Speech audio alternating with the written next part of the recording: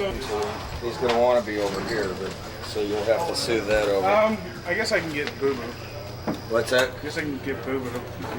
Hi. Hello. I believe so. Okay, well that's not good. Yeah. Hey, Mullen. And there's who else is?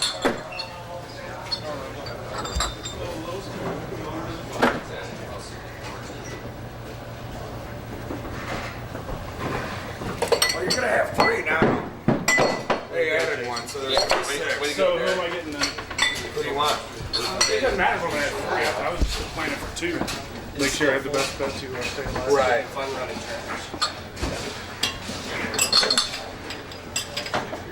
Well, with 3, I guess you get Dante's doing all right over there, right? Yeah, I've done it a few times. I guess you didn't move it. Sure. Or they have to move stuff out.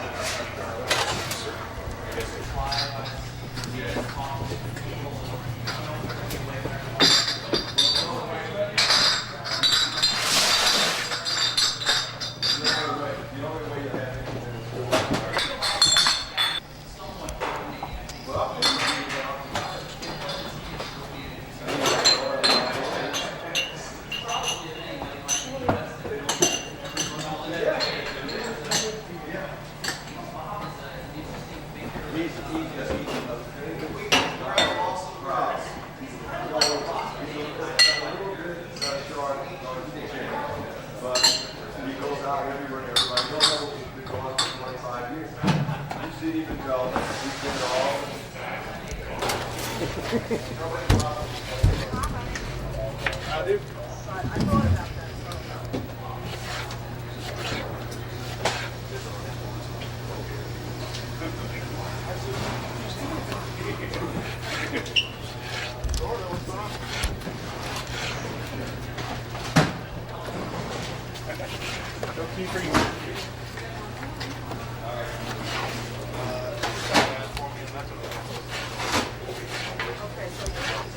Tell them to ask for me. I took mine out.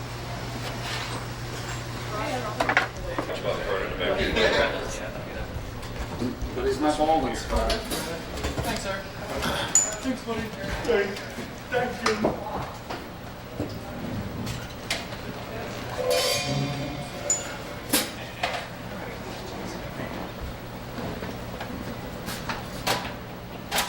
Almost looks like a Willie Nelson kid. Well, yeah, it's funny because he looks like Willie Nelson. Well, Willie Nelson only plays with a snare. That's all the drummer uses. He just uses a snare. He sits and plays a snare.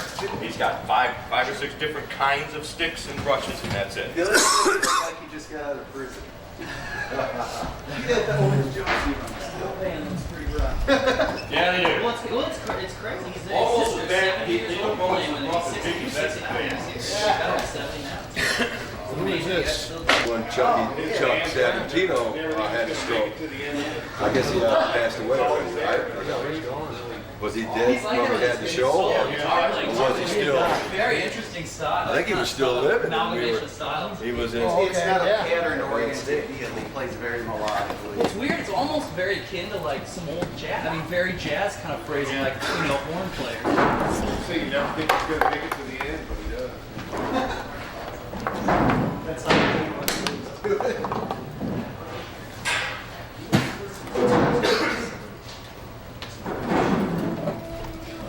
I love you guys bringing back the bebop stuff too. Yeah. Hey guys, Wonderful. We pay so well. Oh, I know. I'm sure you all remember. She analyzed the. Oh yeah, I know. Old show stuff.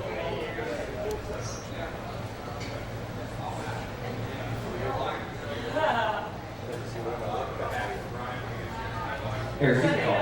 I'll get out.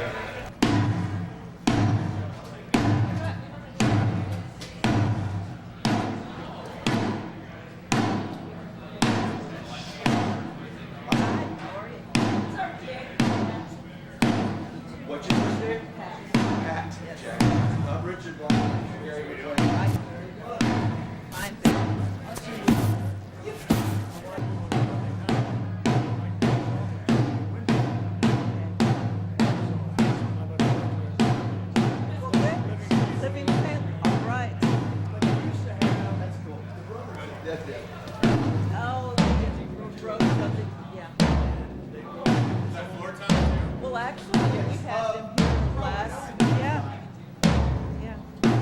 Here. Yeah.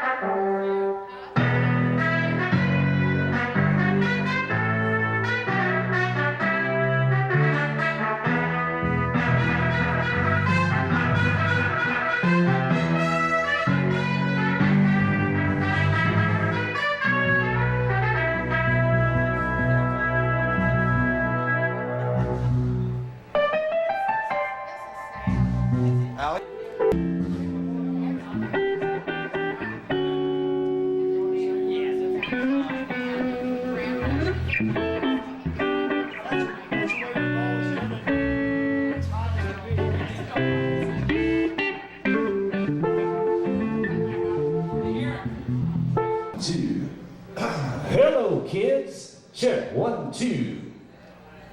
Check 1, 2. Sounds great up here. Okay. Middle back. Testing 1, 2, 3, 4, 5 ABC. FYG. LMN. OP. 1, 2, 9. Testing. Okay, out here. I want a beer. Check 1, 2.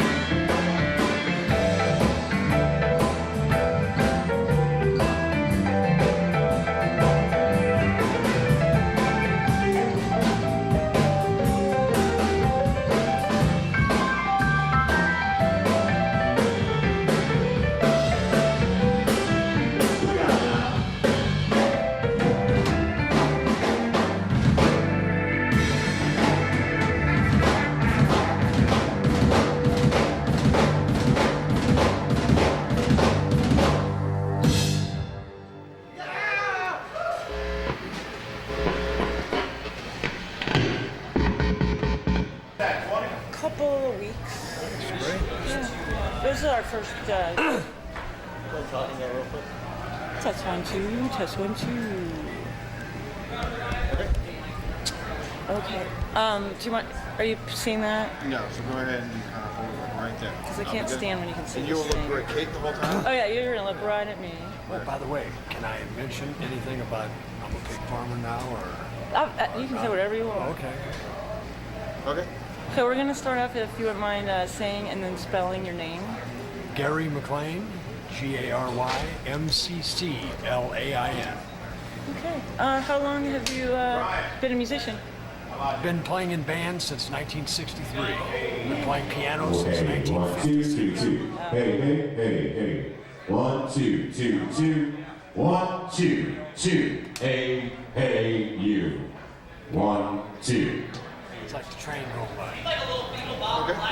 Which should we have next? Do you guys want to have like a group talk? Oh. Get in here. Do you want to get in there? Hi. And if something comes on, just hold your thought and we'll pick it right up again. Yeah. And you guys are going to look right at me? Okay. Right. You can go ahead and get. Yeah. Okay. Okay. Would you mind saying and spelling your name for us? I'm sorry, I'm deaf. I couldn't hear you. Would you mind saying and spelling your name? Okay. My name's Richard Lang, RICHARDLANG. Okay. How far back do you two go? Together. 1974. Both of you? 74, we met each other in 74 and been playing together ever since, off and on. But we both started as wee children. I started at 7, back in 1954. Started professionally in 63, and been playing ever since. Really? Have you played in various bands? Just tell me about yourselves. Bands that you've played with. Yeah, my first band was called the Del Reys, first professional band, and that lasted from 63 through about 67. And I guess our claim to fame during that run was we backed the Beatles up at Busch Stadium when they were in town. We were the front band back in 66. And in fact, that was the first year Busch Stadium was open, I believe. So, that was a thrill. It was nice. So, what about your history with Mississippi Nights? Why are you here tonight? We're here because my bass player called me a couple of days ago and said, hey, we got a gig Friday night. I said, okay, where's it at? And he said, Mississippi Nights. I hadn't heard about the closing, but it's a historical event, actually, so we're real pleased to be here. Have you played here often over the years? Probably 2 or 3 times, maybe. I think our first gig was, 1976? 76, 77, we played here in the Guild. Are you opening the show tonight? Yes, and I expect there'll be lots of musicians, other bands, maybe just some guys that come in and sit in, some harp players, horn players, and singers, and songwriters, and it'll be a nice, long evening. I think it'll be a good time. Don't you, Gary? I do too. You gonna play any tearjerkers?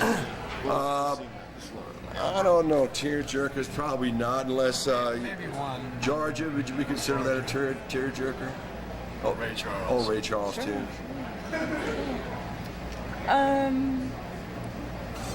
What else do you want to say?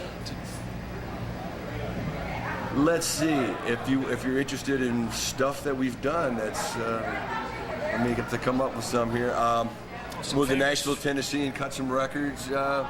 We had records, and Mike McDonald was in my band, The Guild, back in 1969. I heard a little Taking It to for the about a Streets year back and a half, yeah. Tom Kelly. And Tom Kelly was in my band for 3 or 4 years. He wrote Like a Virgin, True Colors, You're So Irresistible for Whitney Houston. And he's wealthy now, and I'm not. And he lives in, I believe he bought Mickey Rooney's old house. He said all the doorways and doors were all real short and had to make them larger. So how do you think Mississippi Nights fits into the whole music scene in St. Louis compared to other clubs? I What do you think its niche is? I think its niche is that smaller, more intimate place where you can hear your favorite group in a more personal type of thing, which is really more appealing to me than sitting way back at a big concert hall. It's almost like you're really watching them on TV. But when you're in a club like this, it's much more enjoyable. You can really feel the music and feel the singers. I like it better. That's How where about you, Gary? I just enjoy this place because it's one of the few clubs that's had top name acts. We enjoyed groups like the Average White Band that played here. What are some of your favorite shows that you've seen here? Well, that was about my favorite. that was my favorite. I liked the Johnny Winters, I think, was here. Leon Russell, I liked that show. Joe Cocker. Yeah. We really didn't get to go to too many of the shows because we were busy playing ourselves somewhere. So, but those were the few, and I really liked Robert Cray. I saw Robert Cray here. That was fantastic. What about Muddy Waters? Did you used to go there? Yeah, Muddy. That's us. Where? Did we ever play Muddy Waters? We used to play Boomers quite a bit. No, I don't think so. I don't think we played Muddy Waters. Boomers. I remember Boomers. Fourth and Pine. Yeah, Fourth and Pine. Is Boomer still going? No. Actually, we opened up Lucius Boomers. I was the house piano player there back in '79. Anything else you want to add? I'd like to say hello to all the pig farmers. I'm now a pig farmer. You during are the day. really now a pig farmer, Yes, from a for 10 years. musician. Wow. Porco. Illinois. Big Barn. Porco over in Illinois. Didn't you want to say hi to Gretchen Wilson? No. You did? They want to say hi. I thought you wanted to say hi to her. As a matter of fact, Richard was, before she became famous, was her personal manager. She knocked on the door of my studio when she was 18, 19, right in there, came in and sang tremendously, recorded a few songs for her. I took her to Nashville and paid about $5,000 for a session. We had Garth Brooks, his lead guitar player, Alan Jackson's drummer, Randy Travis's fiddle player. We did 3 songs there. I signed her to a management contract that lasted 10 years. And then after 11 years, she made it. Almost like a better looking version of the Highwaymen or something. But now that she group. never calls. And She never won't- calls won't anymore. call. And I tried to congratulate her because I was real happy for her. She goes, Rich who? Yeah. I tried my best, you know. It Oh, just well. didn't work out. In those cases, you're probably just lucky you didn't get sued by somebody when it's all over. Yeah, that's true. You never We're still know. having fun playing music until we can't walk anymore. So it's Well, I got to go solder Thank a you loose guys wire. so much. That was You're great. welcome. Thank you. You both look great, by the way. All right. So, these younger people walk in, those happen to be my grandkids. So, I guess, when it was my kids growing up who were in here when they were underage, and now my grandkids want to come show, all of a sudden you say to yourself, how long have I been in this business? When you didn't plan to start out. But I tried to do this New Year's Eve, and if I missed anybody, I apologize. Because it's really been hard the past 5 years, which most of you have been around and stuck with us. And I can't tell you how important it was to me, to this guy who's just been great. I mean, without him, we wouldn't have been able to keep it going. The tech group, Brian, Tony, all these things. B&D, you know, Walt, God, how many years do we go back? 89. And in a lot of the articles, as we were coming down here, I said,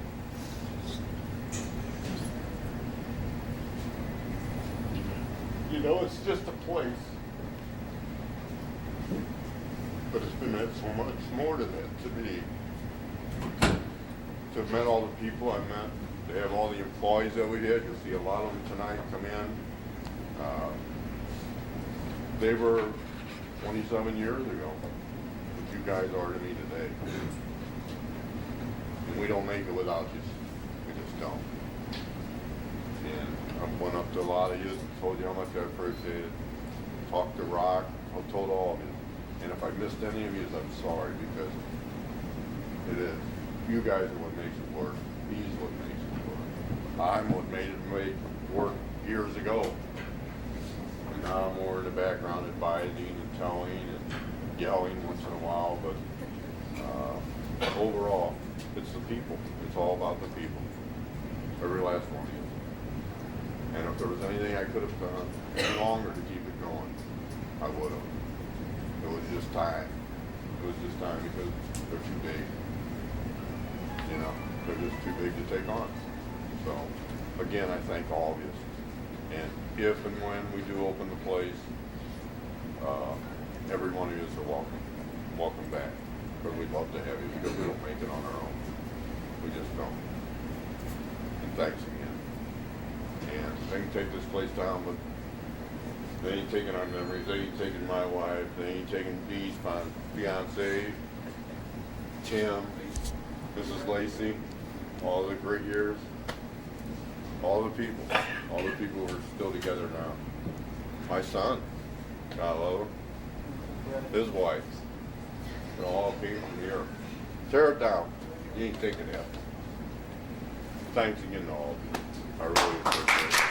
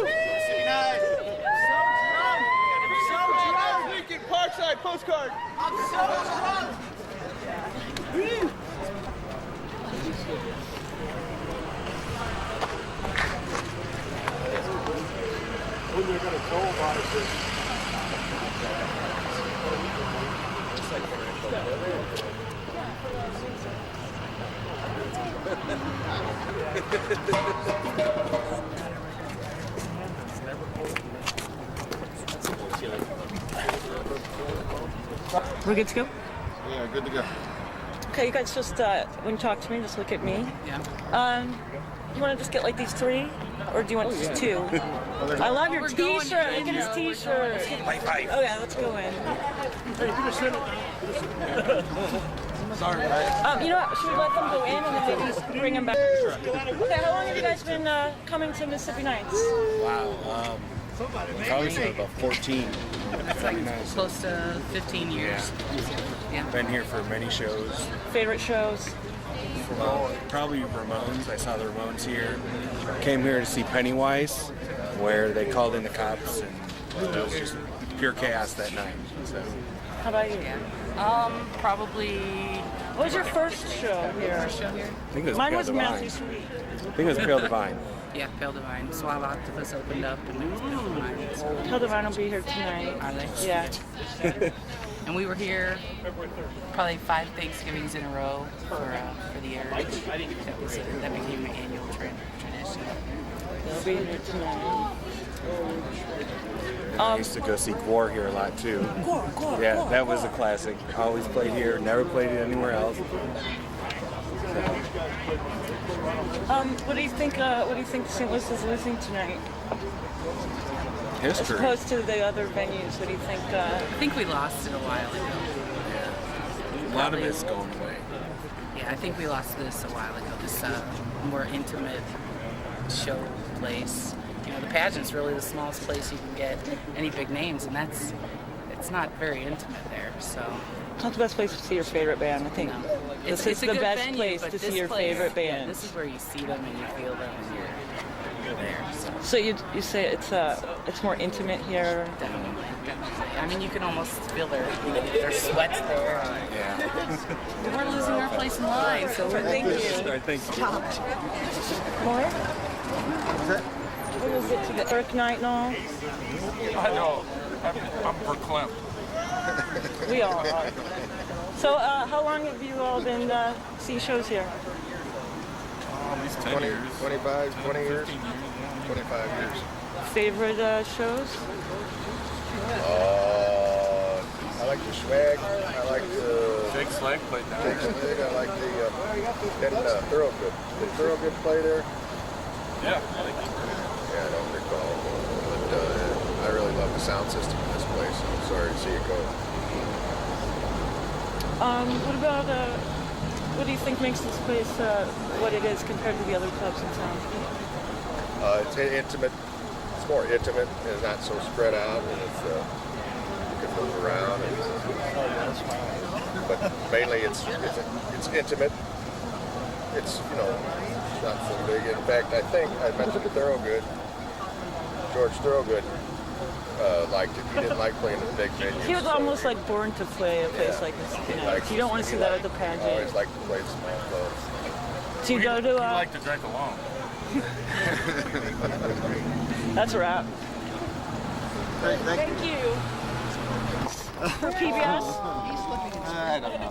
Oh, come on, you're great. Us too. Come on, Jamie. I don't know. You'll be sorry when it comes out you didn't do it. Everybody is. Let's see. I don't know. Trying to think. Let me think real quick. Ferrari days, the old Ferrari days Yeah. with Ken Kruger and Maurice Cooksey Yep. were the good memories. Yep, that was early 80s. Some of that. Big Fun Days, 85 to 89. Bring in the bands that were in concert like Fleetwood Mac when they Saw X here, the Replacements on their first tour. So a number of good memories. So. What do you think? What do you think St. Luke's is going to miss after tonight, as far as clubs in this town go? What makes Mississippi Nights a great place to see your favorite band? It's only rock and roll. That's what Well, it's a small venue, which I think that's where you miss a lot of the, that's where rock and roll is. It's small venues, the blues, and all that kind of stuff. Do you think is it comparable to any club in town? Well, the pageant would be the closest. I don't know. I don't think so. It's too big. No, this is I think it's this atmosphere all its own. So I don't know if you're ever going to replace it, because you can't ever replace anything like this. I don't know. So who are you hoping to see tonight? Nobody in particular. Just coming down. Look at Ken Kruger. Yeah. Haven't been here in a long time, so come down and see him. He's a good friend. So. Do you think that's true? Like, seems like a lot of us of a certain age cut our teeth on music here, but you only get here like 2-3 times a year. Well, I used to live down here almost. Yeah, we all did back in the early 80s and stuff. Now my daughter comes down. She's probably your age, 26 or so, and she's come down a couple times and seen shows. I haven't been here in years now. Yeah, so we're just coming back for the memories. Does anybody remember the first show they saw here? I talked to her right before. Yeah, well, actually, the first show I saw was November 1982. It was a local band called Ferrari. Actually, that was the first show I ever saw. And she'll be here tonight, Ken Kruger. It should be, yeah. Anything else you want to add as eulogies? Good memories, yeah. Very good memories. Thanks very much. We appreciate it. We'll be on Living St. Louis. They're cute. So this is your first time here. It is. Are you from St. Louis? No. I've been here for about maybe 6 years though. So why did you come down tonight? I heard that it was closing and I'm just meeting some friends here. I figure if it's closing, I'd like to experience it at least once. So. How about you? You saw a show here before? Yes. How did you like? What show did you see? I saw Matt Words here and Matt Kearney. Yeah, it was an awesome experience. How would you compare it to other shows at other clubs in St. Louis? It's a lot more chill. It's very laid back, and I just like the idea of being able to come to a bar atmosphere and see a concert. So you think there's going to be kind of a hole in the music scene, a live music scene with this on, and the high point gone, and the rockabilly gone? Yeah, it definitely makes sense. It's sad, but just because I've crapped mine and glad we get to experience one last time. Well, thank you very much. That was lovely. Thanks, guys. So bright. Can we, Yeah, Laura. can we talk through your favorite memories for a moment here? Standing in line. We're moving. Hold on. Being cold. And going inside and listening to great music. How long have you been coming to Mississippi Nights? It's been about 7 minutes now. Oh, really? You have never been here before? How about yourself? You know, I want to come before they close, so at least I can say I came at least once. Cool. How about you two? I've been here before, several times. 20 years. How We saw Rush here. We saw Rush. Oh, God. You're gonna do that to me. Yeah, let's do it.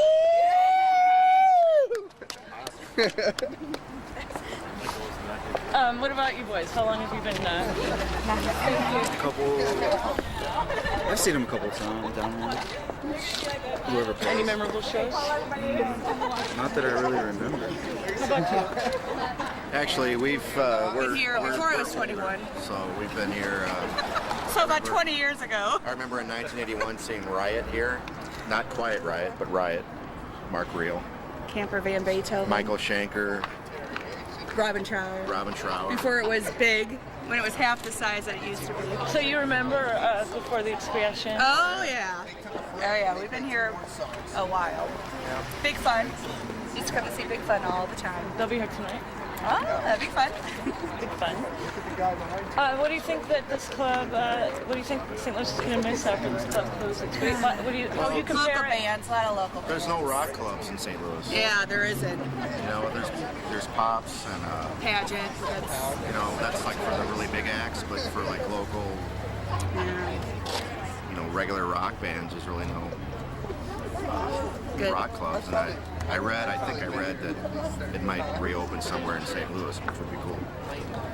Or maybe I'll open it. You should. It's the best place to see. There's just nothing. And you used to go to the High Point. Rock and Bar's gone. I mean, not the High Point as much as we used to come to Mississippi Nights. You're talking 85 and 86. Yeah, like everybody from our, you know, back in high school, underage, and everything. We all Yeah, don't tell anybody. You know, it was a place to go. You know, it was cool. Yeah, the landing was the place to go back then because there was nobody really knew what Soulard was, and the landing, Mississippi Nights, that was the place to go. all right, well, thanks very much. Thanks. Thank you. For Show 9? Sure. Okay, so how long has everybody been coming to Mississippi Nights? Off and on since it opened. I guess that's back in the 70s. Does anybody remember the first show? I remember the first notable show I saw here was Harry Chapin's brother, Tom. That was pretty cool. How about you, ladies? I saw Kay's Choice here. My first show was Radio Iodine when I was 16 or 17 years old, so I'm 26 now. So I've been coming here for 10 years. What do you think is different about Mississippi Nights compared to other clubs in St. Louis? The intimacy. You can get really close to the stage and the interaction between the bands. The audience is amazing. Alright, well that was a little botched. We're gonna follow you. Maybe I could ask you that question again, because that's... basically this is going to be a thing with 80 people going intimacy, because that is the best thing about this place. It's close knit. Okay, I'm going to ask you again. You could say it's a nice tight club. Cozy, you want cozy. Okay, so what is it that you love about Mississippi Nights that you'll miss? I like the small stage and how everyone knows one another there. The bands and the audience interact at really amazing levels. The intimacy, everything is very, very interconnected. So yeah, you get a really good show, very awesome sound, and good times. Thanks so much. I appreciate that. That was very nice. Thank you. Thank you. No, that's cool? Yes. Okay. It's a bright light. Don't look at it. Yeah, everybody look over here. Don't look at the camera. Oh, okay. So how long have all of you been coming to Mississippi Nights? I don't know. A couple of years. She's been going here the longest. Yeah, like 3 or 4 years. Her parents like crazy. Does anyone remember first show here? I think I saw the Wailers a few years ago. Like Bob Marley's band. That was a cool show. Do you go to all sorts of shows around town? Yeah, pretty much. What do you think? How would you compare Mississippi Nights to other venues here? It's the best. Yeah. What do you like? What do you like about Mississippi Nights? Seeing a show here I don't know. It's versus cool. like at the pageant. It's a lot smaller. It's big, but not too small. Yeah, you like feel more in touch with the band because you're a lot closer. Like the stage of the pageant's really high. Yeah. It's just like it's more fun. And the new Creepy Crawl sucks. You know, I haven't been there. They moved it right by Channel 9 and Grand Center. Yeah. Like Grand Center Creepy Crawl. I just don't get it. Nobody goes. What's really sad is they'll post like a little schedule of events for everybody who's in Grand Center who works in there, and they had one and it was like Creepy Crawl punk rock show. They wouldn't even say the band, just punk rock show. Kind of sad. It is. So you're gonna miss Mississippi Nights, and you look like you hardly had time to enjoy it. Yeah. I guess you guys go to all ages shows. Yeah. Much. See, when I was growing up, it doesn't seem like there were all ages shows. Is that kind Very of few. Yeah, is that kind of a newer thing? Oh, so sorry. This guy's trying. What about the kids? We are the future. Oh, will you go over and see shows at Pops now? Yeah, I guess. It's the only place that we can go now. Yeah, it's the only place Just who else has all ages shows? Lump Arts has good shows too. We just saw like Berlin Whale, the place at SLU. I don't know what it's called. The Student Center. Yeah, it's SLU. The Billiken Club. What level of school are you guys in? I'm a junior. We're all high school. Yeah, we're all in high school. I'm a freshman, so yeah. Oh, you're Kind of so sucks. cute. So you're all in high school. I was not that cool in high school. Yeah. Forgot how old I was. I was like stoked, like Jerry Seinfeld. All right. Dude, Bob Saget's coming to town. You don't have to.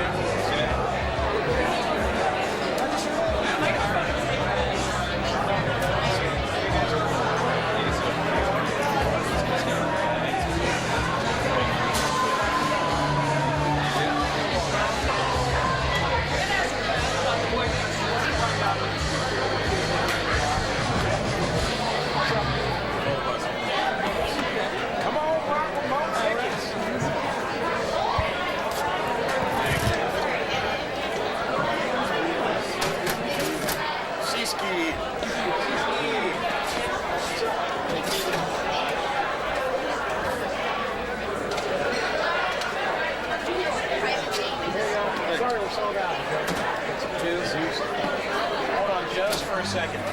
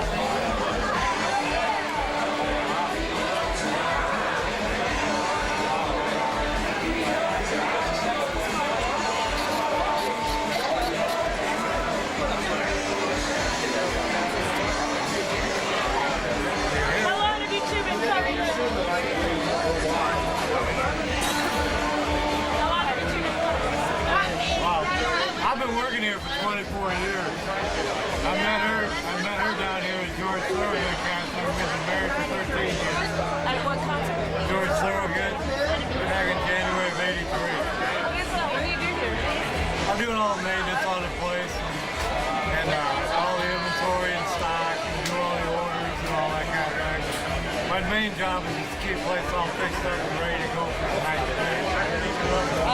You've done all those posters? Yeah, I had to do that earlier today. How many were there, you know? Oh, I don't know, I think about 35. Got a lot of them. We had a bunch of pictures at the front door we were going to take out. We don't want to lose anything. Yeah, when I walked in, I was like, Timmy, now you're like two of the matches. It was open 4 or 5 years before I started working there. I started working there in 1983. and you two got married? Bummer. In 93. And you met here where you at? I was standing in line for George Thorogood. And he let me in. We started talking, next thing you know, in September, following September, we got married. And you're not the only two who picked up a spouse at Mississippi Nights. Probably not. Well, actually, right here behind you. I stay your chair. Her and one of the bartenders. My husband is the bartender. He's been here for 26 years. Okay. Did I ask you one question? Is there anything you want to say for, prosperity about Mississippi Nights? It's gone. I mean, Yeah, the city's going to lose a lot by losing this place because we've had thousands and thousands of bands in here.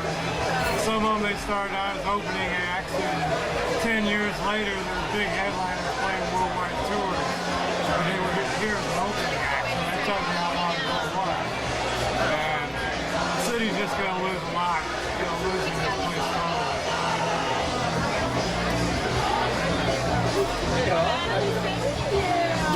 Listen, I really love this place and I'm going to miss it a lot. It's been a big part of our lives. thanks for us here. You said too. Just why?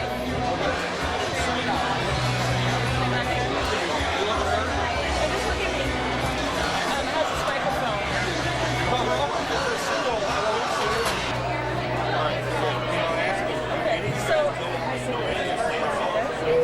So, what is your association with Mississippi Nights?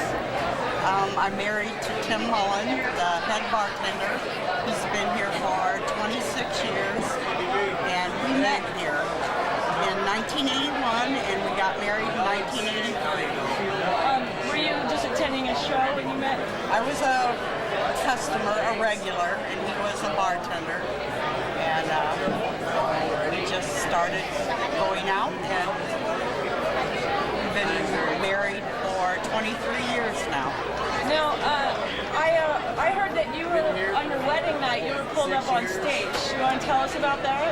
When Tim and I met, Aero Memphis was the house band, and the night we got married, Aero Memphis was playing at Mississippi Nights.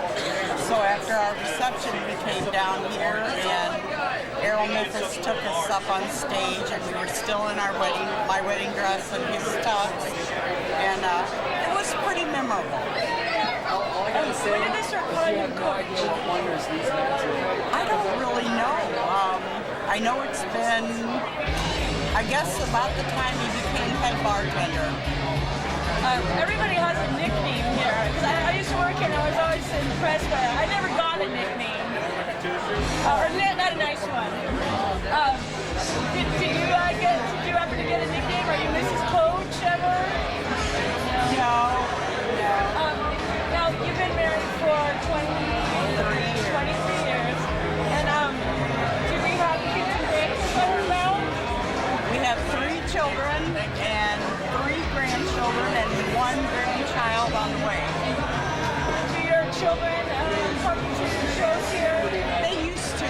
They don't so much anymore because they have their own families. But yeah, they've all been down here and they've been associated with the place for a long time. What do you think St. Louis is losing tonight as a music venue? Why is it such a great music venue? This place has been one of the hottest music scenes in St. Louis with the names that they brought in and the concerts they've had here, and used to have house bands that had people that came down here every week, and it was more like a family than it was just going to a bar.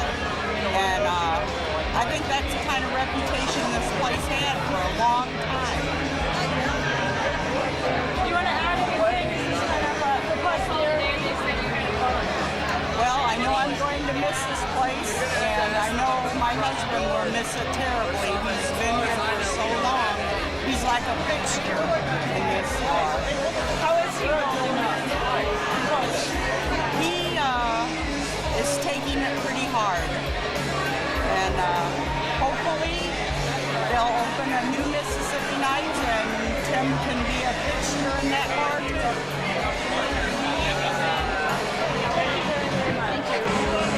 Are you sure it's not too late? It is what it is. Do you want me to like get this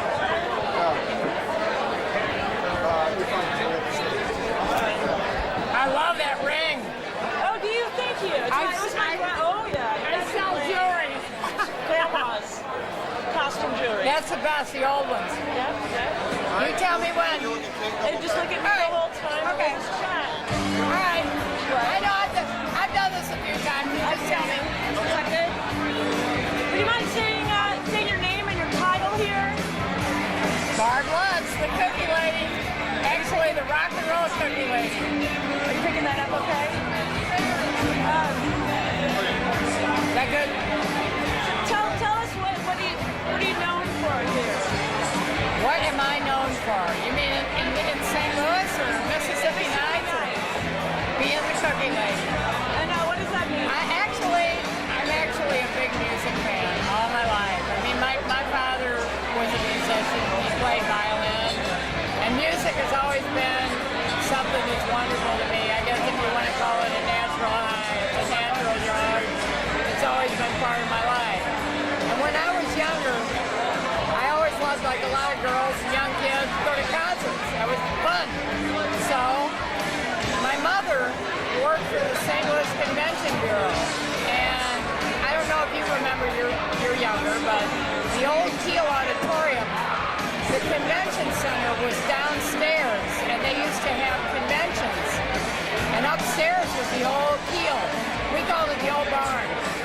Teal Opera House, Teal Auditorium. And the bands would be sound checking and practicing upstairs. My mother would be working downstairs, registering exhibitors for conventions that came to St. Louis. And after school, instead of going to hang out at McDonald's, I go down and hang out with my mom. And I got to go upstairs and hear the bands a lot. And over the years, I got to know Ed Mark, who was the old stage manager of the old Teal Auditorium. Many, many, many people that, now that I'm older, I have midlife memory loss. I forgot their names, but I'm sure I'd see their faces, I remember them. You know, they'd let me hang around and see the band. Okay, just stay out of the way. You know, don't get in the way when they're bringing the equipment in and they're bringing the road cases in. Okay, so I'd stand around like that. So they started letting me in all the concerts. And I got to see all these sound checks, like down here, free shows. And after a while, my mom said, you know, you're very good at baking. You ought to start bringing these guys something to show them how much you appreciate their music and their talent. And so I started bringing them cookies, and I started coming to the shows. I'd come down here a lot of times for sound checks and watch the band. Bring them all homemade cookies, and they'd be staying in one of the hotels, and they'd say, "This is wonderful. We wish all the fans would do this. Bring us something, a little touch of home." What was it that the Red Hot Chili Peppers told you? Will you repeat that story? Pardon me? Will you repeat what you said about the Red Hot Chili Peppers? They played down here. Will you repeat the story? They played down here, and I brought cookies down here during sound check. Say who it was? It was the Red Hot Chili Peppers. They played at Mississippi Nights. Many, many famous bands played at Mississippi Nights. They were actually, I guess what you call up and coming, what I call baby bands, starting out in the industry, and then they went on to be huge successes. I think the Police, many people played down here. Stevie Ray Vaughan, in recent years, Papa Roach, and a lot of the bigger hard rock bands. I think Limp Bizkit. You know, they went on to be huge and play at big 20,000 seat venues, but they started here. You know, many bands cut their teeth in places like this. This is where the meat of music is. Rock and roll is a place like this. Is where the fans can really get up and interact with the band and get up and stage dive and make eye contact and reach up and touch the guitar player's hand or whatever, or grab a guitar pick. And the big concerts, they can't do that now. It's changed. What do you think is special about the staff here? The door guys, the bar staff, the waiters? They're wonderful. They're wonderful people. The vibes are good down here. They've always been good. I've had bands tell me that. There's a man that has cooked for the bands down here for years. And they have better food down here than they could get at any hotel or any catering when they bring catering in. It's just the whole homey, good time atmosphere of this place. They can do their sound check, go back across the street where they're staying or out on the bus in the back, if they park in the back or they park out in front. And they just always made them feel at home. And, you know, it was not an impersonal thing. It was always a big home, big family atmosphere. And that's what I always like. And I really think that a lot of them need that. And they miss that when they're on the road. They're very lonely people, actually. A lot of times they're very famous, but they're very lonely. And that's where your cookies come in? Little touch of home when they're away from home. Can I have you say and spell your name for me? Barbara. B-A-R-B-A-R-A. Do you want to say last name so I can put you on the... Lutz. L-U-T-Z. Good German name. Thank you very much.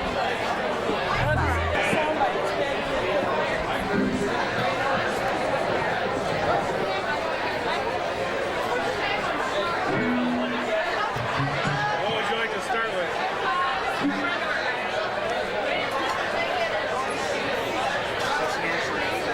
On Thursday. So with that said, I want everybody to twist and shout and work it on out with the Movers!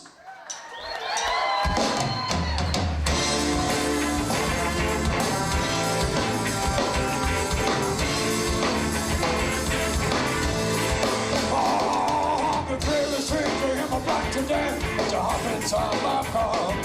Got preachers, candy, I'm a little man. Take it to the nearest top. I'm your vehicle, baby. I'll take you anywhere you wanna go.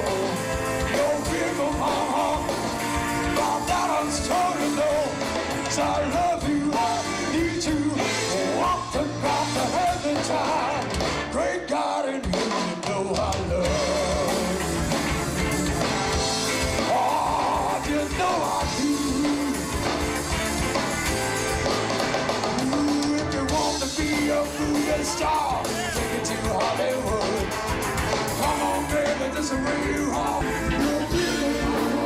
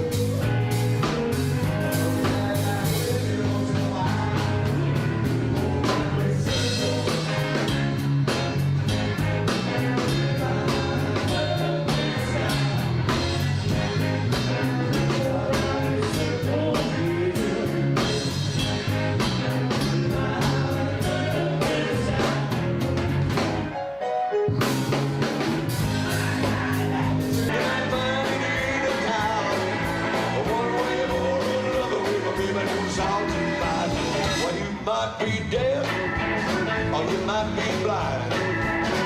You get the message right in your mind. It might be a plan or a coalition, or it might be God trying to get your attention.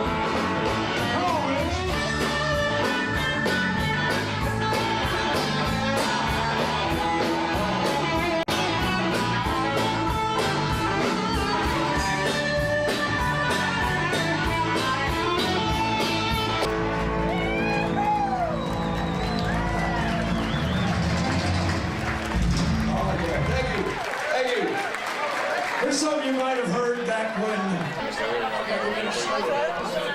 Well, I had a feeling after. Hold on, I'm the fucking way. That's why I know. Don't we wish? Duck! Grab Duck. Yeah, he said we tore him just to make sure. He said he wanted to Personally tore him. Rob, Said he only bought him yesterday in the paper. And then again today, I saw that. That's what he said. Oh my God. Wasn't even about Most people are out there waiting. We hear about it. I don't know. It wasn't even about that. It was just trying to get old guys to see all the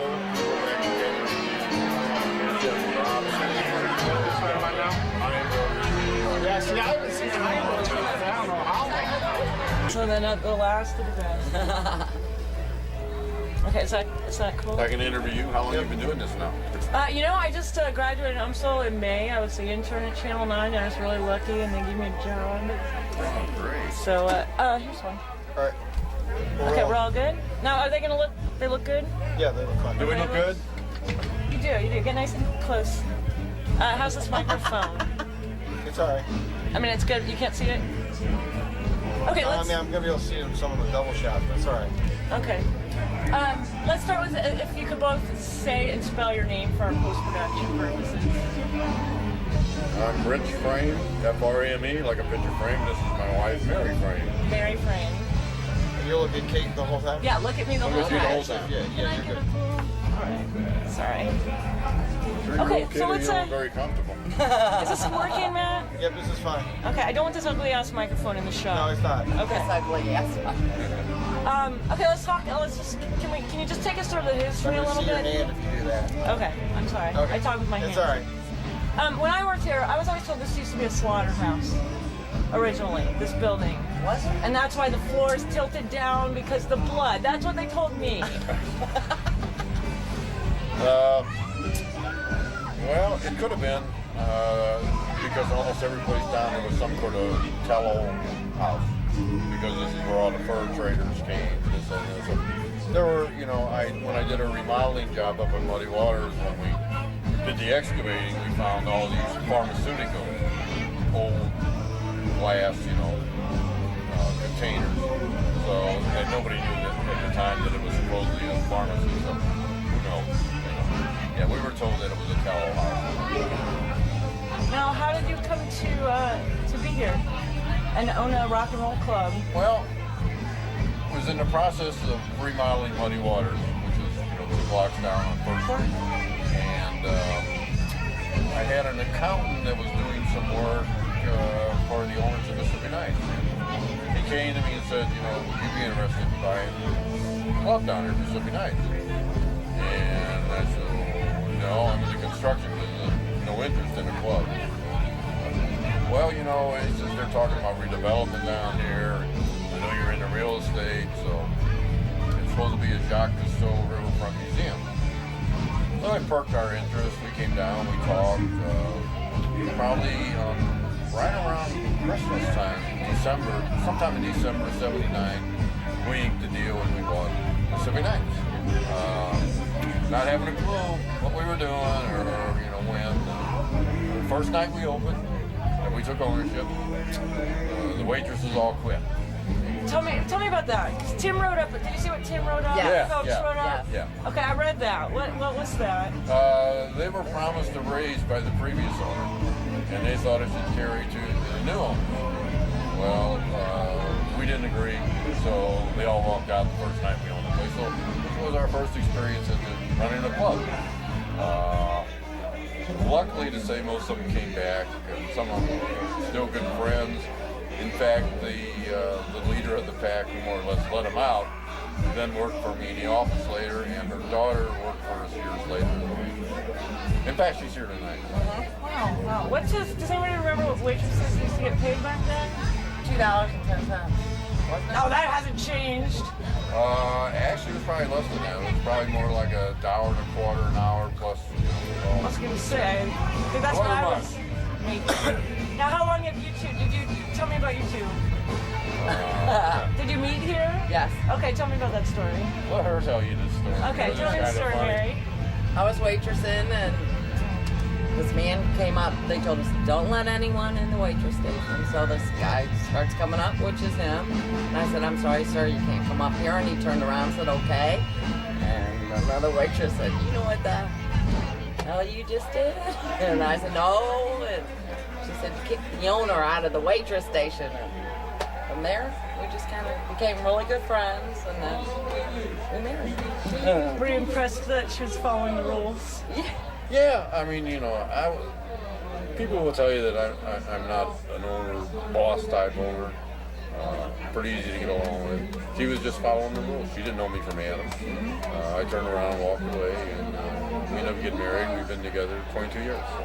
So, it was the most important thing I got out of Mississippi Nights. A lot of people found spouses here. Very many, unbelievably many. And for the most part, I would say most of them are still pretty happy they're here tonight, so I mean, that's a good sign. I've talked to a few. My son met his wife. She was a waitress at Sundecker's next door.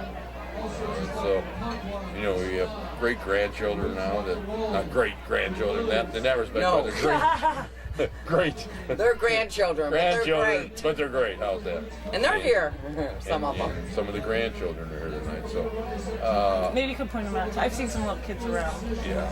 Well, unfortunately, they're not so little anymore, But it's a big transition because children used to come down before they were 21, and now their children come. Yeah.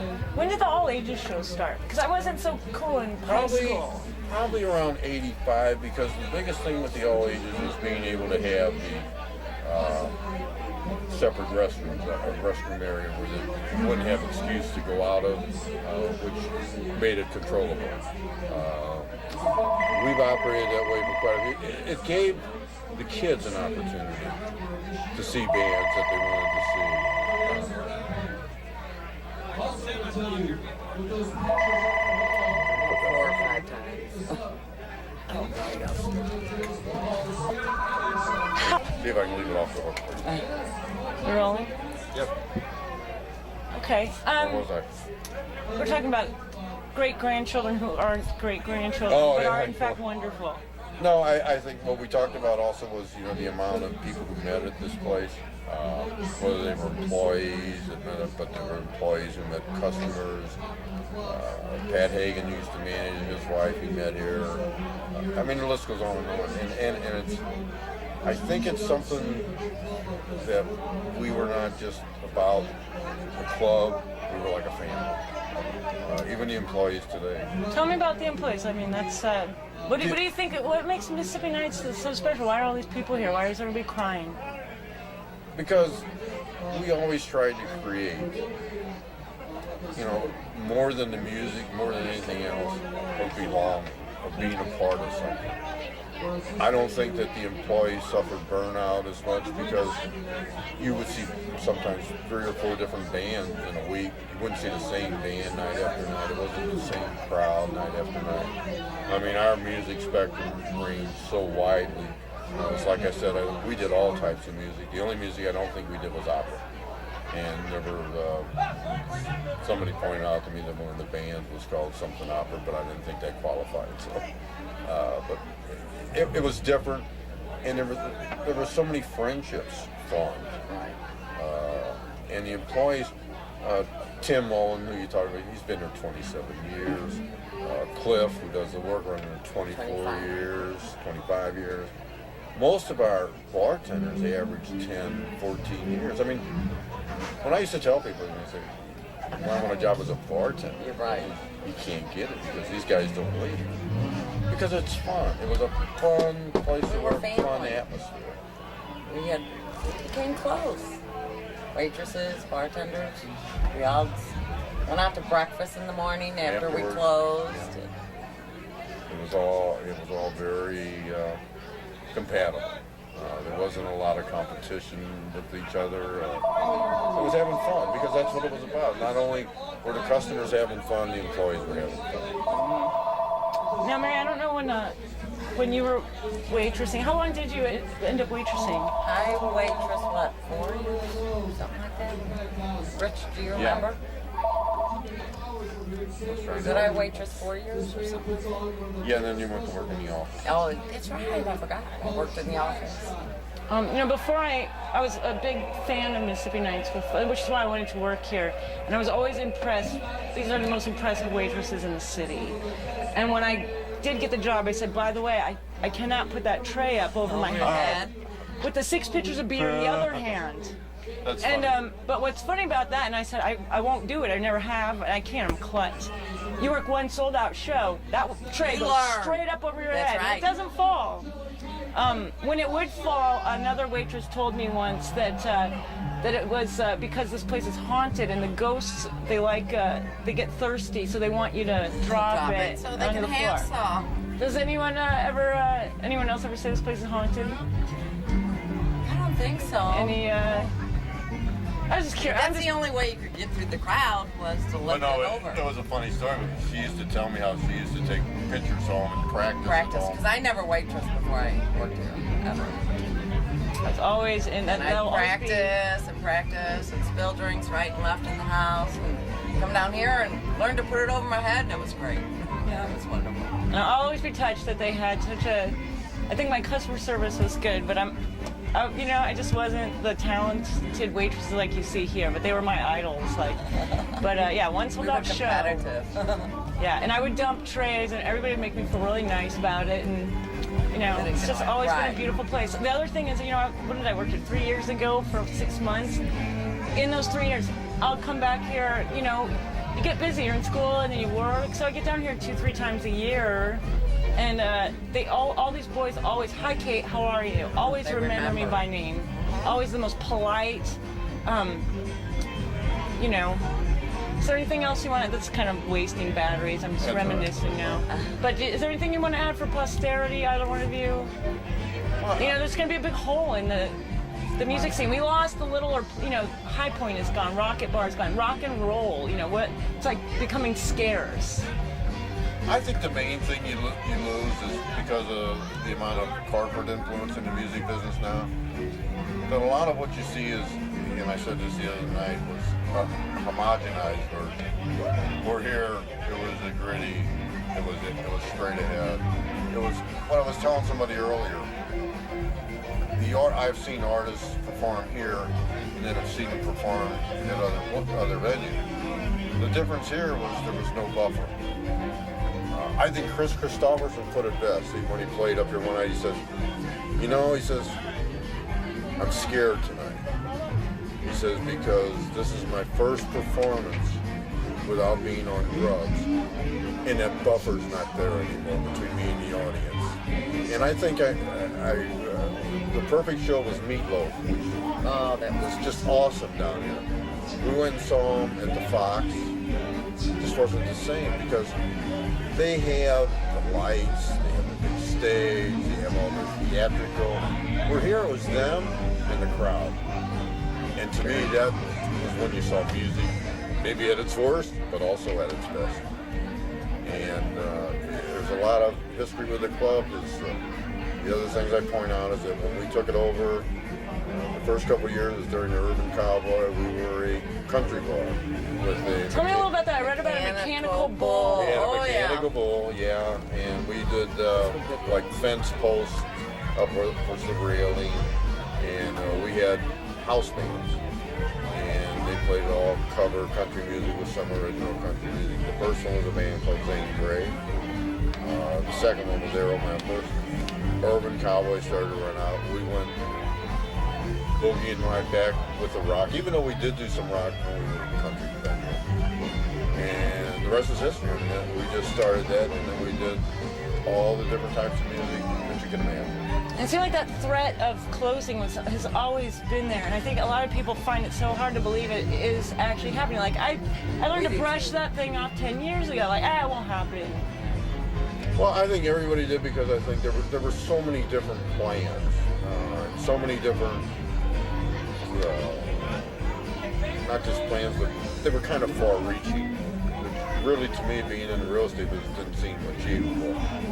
Now you have an influx of a casino, and casinos are not short on money. So, I mean, they pretty much are going to get their way. You're not going to go against them. We didn't go against them. We didn't have a choice. I think the casinos, well, I love the casino. I love to go to the casino. We both love the casino. I think they are a real drain on the entertainment dollar. I just think there's only so much to go around. And I think in the long run, they probably hurt more people than they help. And it's a shame because these types of venues, not just in St. Louis, but across the country, slowly vanishing. And I don't think it's fair to the musicians, and I don't think it's fair to some of the crowds, that want to still see a band perform, really perform, not the light show that they put on, or not the theatrical, but them. And that's what we saw with Meatloaf down here. The difference when I saw Meatloaf here or Meatloaf at the Fox. And that was true with everything. All right. I could talk to you guys all night, but...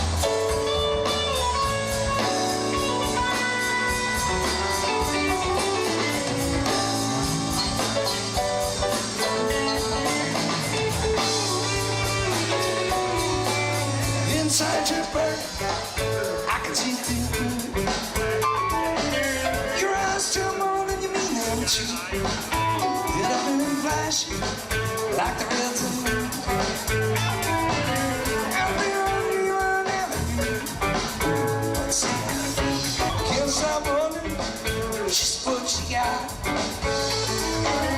In the middle, I'm gonna find out real soon. Let's try. Like a stranger, just like a stranger.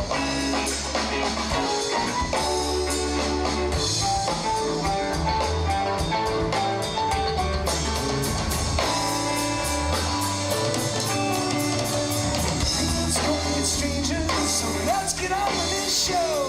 Come on, Mississippi Nights, let's go!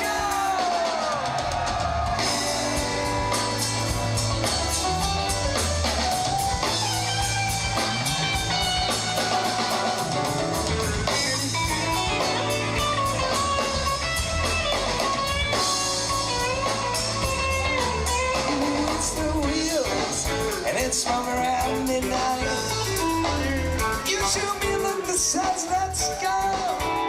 Yes, it feels I'm under the red light. Well, ain't no more looking behind us now. But still, feels like a stranger. Feels like a stranger. Such a stranger.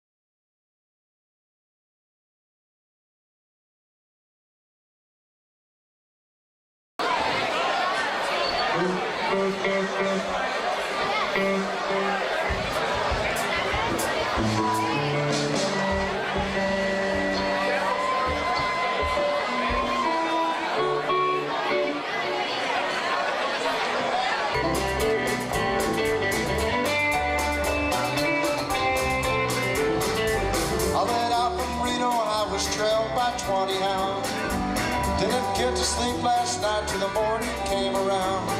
Said I would run about and take my time. Friend of the devil is a friend of mine. I'll get home before daylight. Just might get some sleep tonight. I ran into the devil and he loaned me 20 bills. Spent the night in Utah where they cave up to the hills. Said I would run about and take my time. Friend of the devil is a friend of mine. I'll get home before daylight. Just might get some sleep tonight. I went down to the levee, but the devil caught me there. He took my $20 bill and it vanished in the air.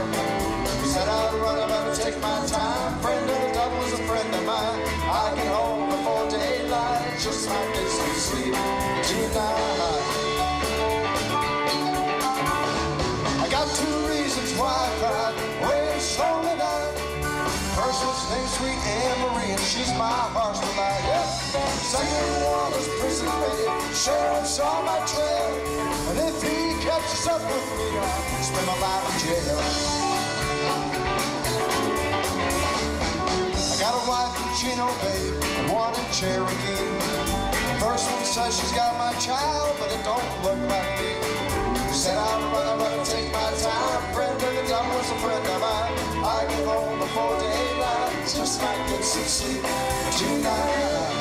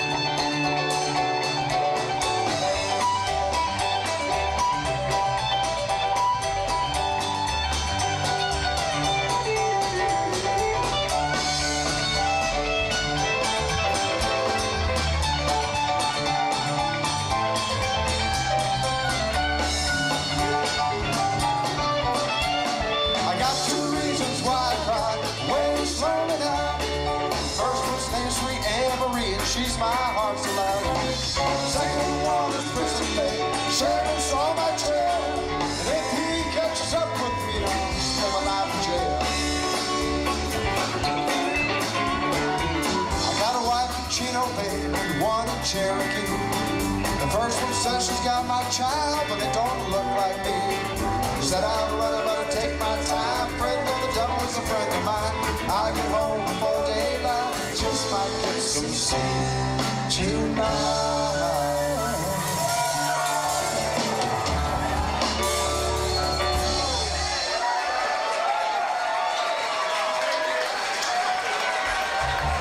Look at Kate the whole time. You gotta look at me the whole All right, time. sure. What is that microphone? I'm not seeing it. Okay, cool. So, can you say and spell your last name, your first and last name for us? It's Ken Laster, L-A-S-T-E-R. Okay.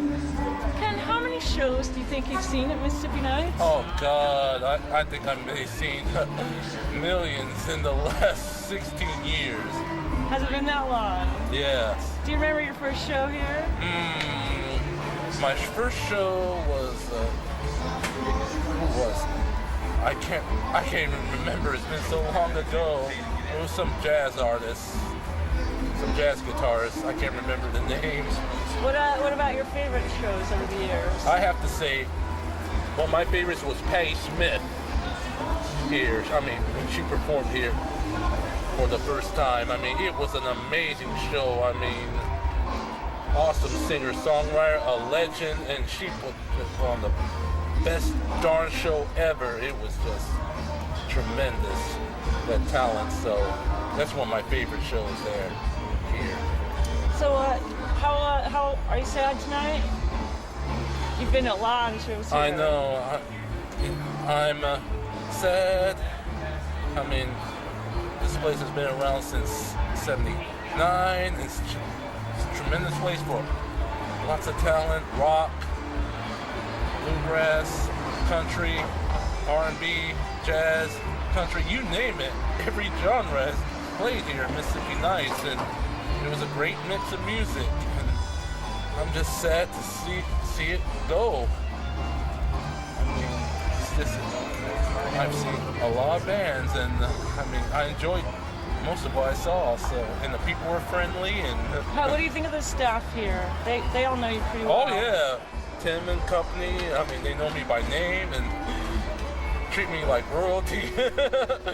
They may flock at that suggestion, but yeah, they treat me right. So it's been a pleasure. How do you think know them all these years? How do you think the club compares to other clubs when you go to shows all over town, right? Yes, I do. What do you think is the difference between Mississippi Nights and other venues? Well, it's Mississippi Nights is a mid-sized club. I mean, it holds 1,000 people, and it's more intimate, and you get to see the bands up close, and it's just a great setting. You hear rock and roll music. And compared to other clubs, I mean, most of them, and I have to include the pageant, are just not that intimate. I mean, they're nice clubs and all, but they still get the intimacy that the Nights has. So that's the difference there. Thank you so much. That was really good. Thank you. Thank you very much. Hello, Ken. Are you looking cake the whole time? Right over here. Okay, do you mind if I ask you to say and spell your first and last name for me? Sure. My name is Maurice Holmes. That's Maurice, Holmes, Holmes, but I go by Mo. Well, nice to meet you, Mo. I'm Kate. This is Matt. And that's Pat. Hi, nice to meet you. So how long have you been coming to Mississippi Nights? I've been coming to Mississippi Nights, I want to say, since '92. Yeah, since like '92. Do you remember some of your first shows here that you saw? You know what? I can remember seeing from anywhere like Nirvana to like Digital Underground. So, I mean, it has really been a spectacular run at Mississippi Nights. I've seen a ton of shows. I guess on average, being 52 weeks, I probably say I go easy 30 weeks out of the year, you know, without blinking, you know, coming to shows or whatever. So it's really been an experience for me. I'm really sad and heartbroken that that it's closed, you know, but hopefully they'll rebound and they're able to, you know, reopen a new location. So I gotta ask the big question. What do you think makes Mississippi Nights so special? Why is tonight so sad? I think because it's a St. Louis landmark for us, music, local music. What makes it so sad is that the fond memories that you may have, whether it's the first concert or national act that you've seen for the very first time on this stage here, or and then they go on and you know, and receive stardom, you know, as far as, you know, on a national scale. So I think that's what makes it so great, just having them come through St. Louis and play this stage. No national act that's gone on to you know, fame or whatever. They came through here. Yeah, so definitely. This is a place where you would go to see the big band before they get big. Oh yeah, absolutely.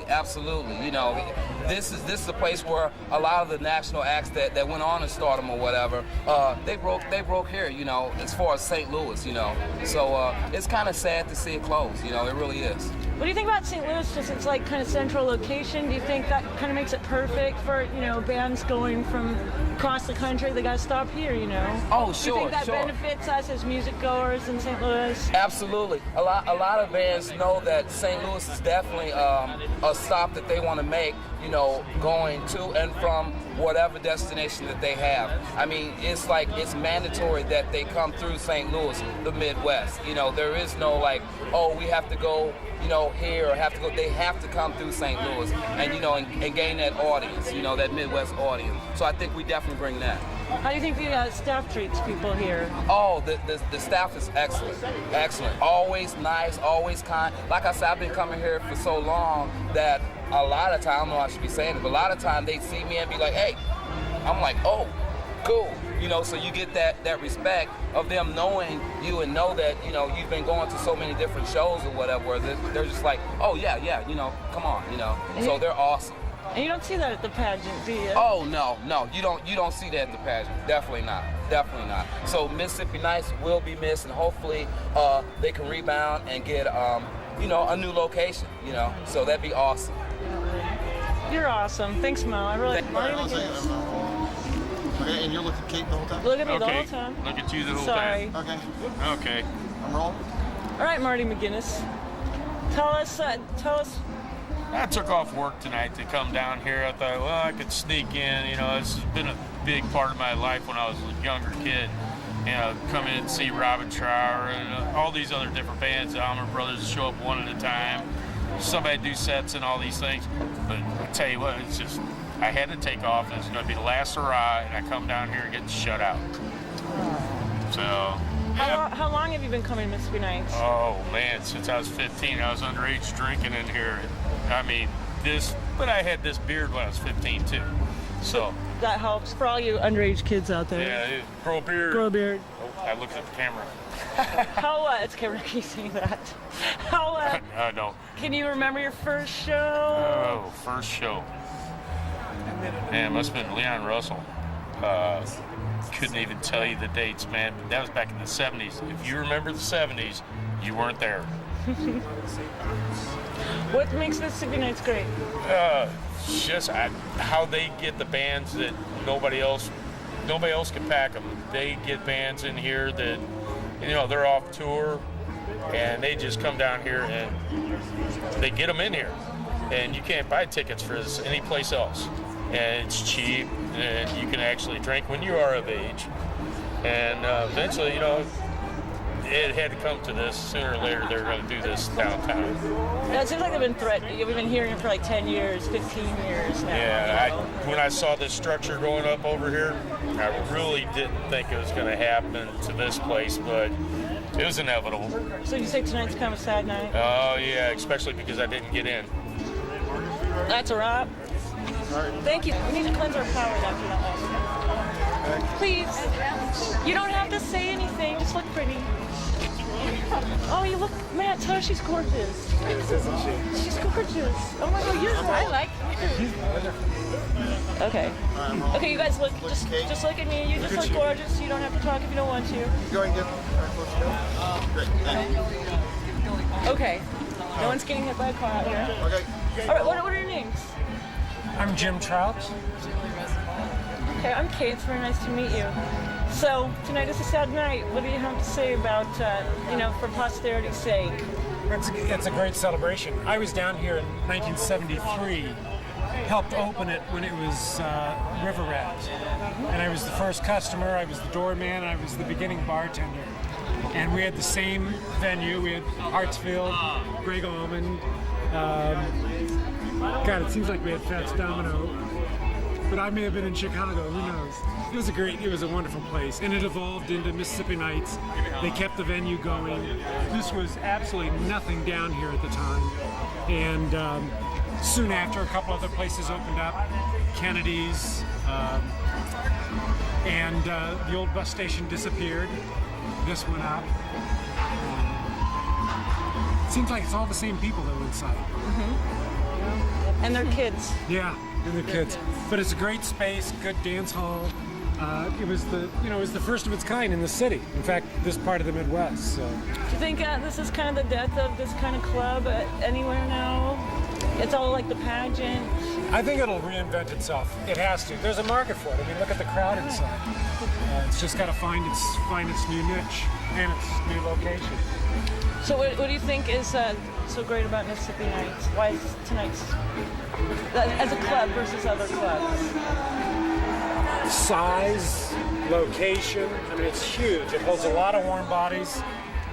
It's got a great stage. Actually, when we opened up, bands were calling us from all over the country because they had heard this place on the riverfront was open. They wanted to be down here. So it was a no-brainer. We just answer the phone. How about national acts? Do you think, they go to clubs all across the country. How do you think they would remember Mississippi Nights as versus a club in Cleveland? Or, do you think it stands out? Yeah, it does. It's one of a kind. Part of it is because it's separate from the rest of the city. It's separate from all the other commercial districts.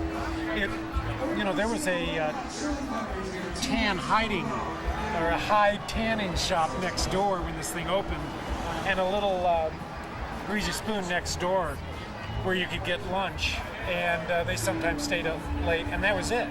But there was never any shortage of parking. It was all falling down and not much going on down here. Have you continued to come here over the years? Some people are like, I spent so much time here, but now maybe twice a year. I actually moved to Colorado. Oh, did you come here just for this? No, I didn't. Oh, but it's although that would make a good story. Yeah, good. Yeah. No. So it's a really nice coincidence that you got to happen to be here. Really is.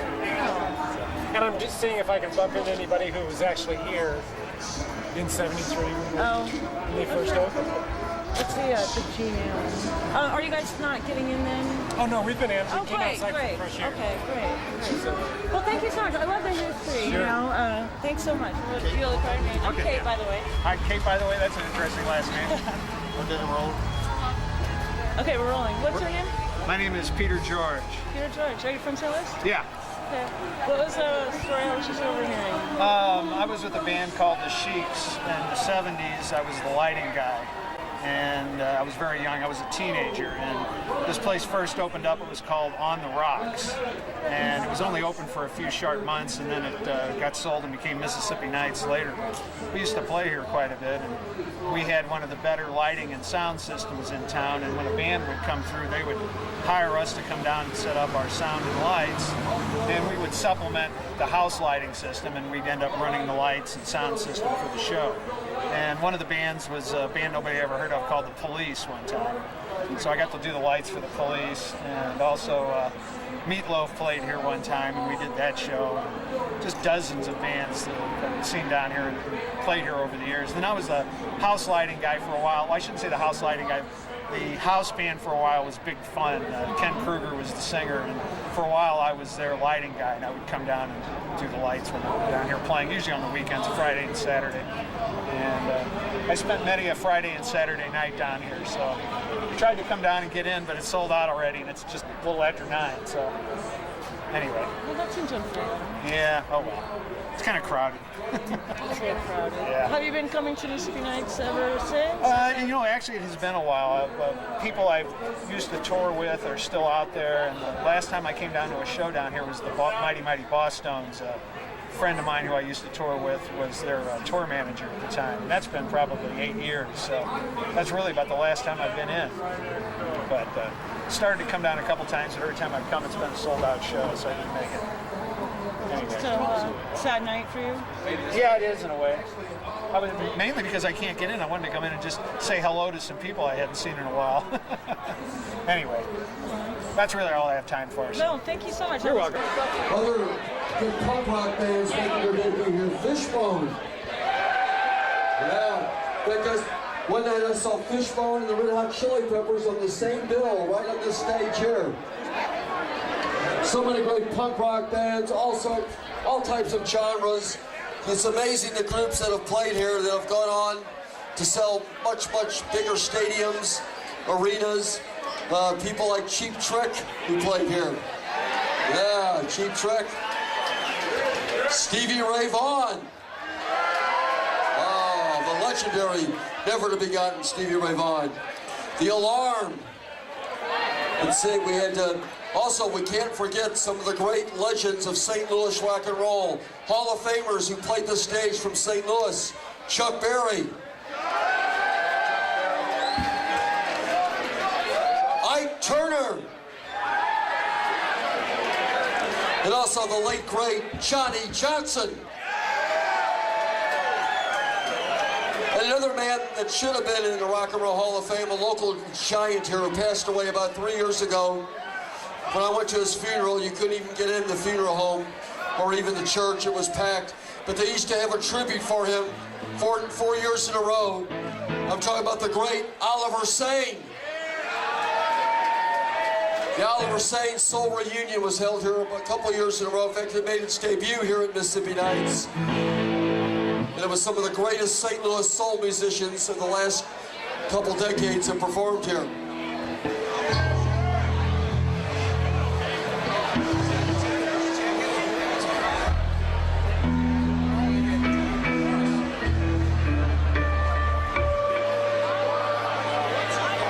That floor moshing and joshing down there, because I tell you what, these guys, I saw them about 5 years down here, Mississippi Nights. They used to play in a couple regular shows. I've seen them at the late, great High Point. I've seen them at the Creepy Crawl. But wherever they go, it's musical mayhem. Let's get wicked with the Wicked!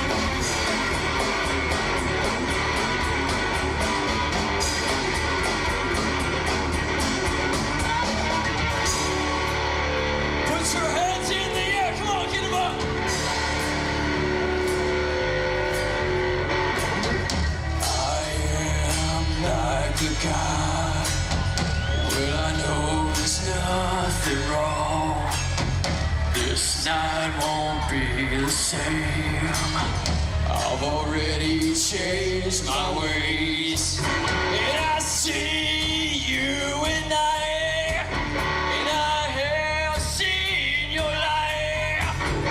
Now don't you put up a fight, because I'm gonna take your fight, yeah.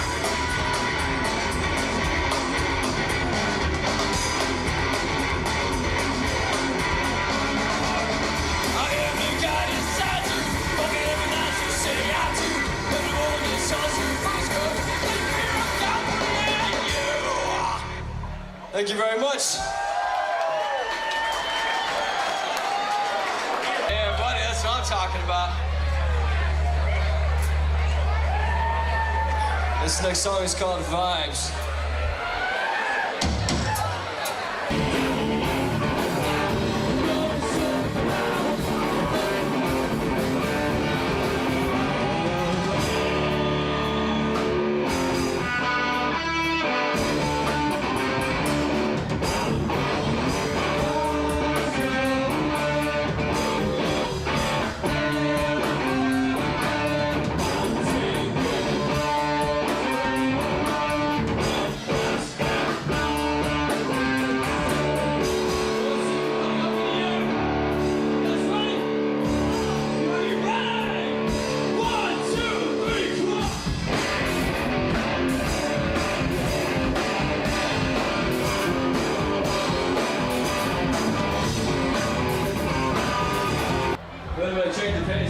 okay with you guys, right?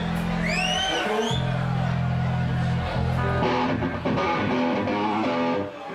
Hey, Lewis! Hello, you guys. We are Wicked.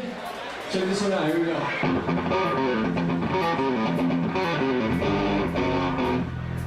Actually, I don't know if this is 2 minutes. I want a 2 minute time.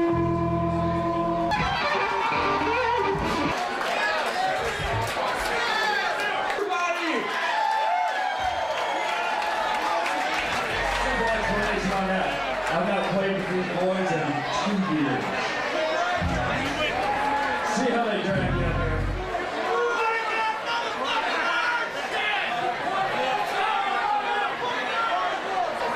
Oh, let's give it up for the Wicked.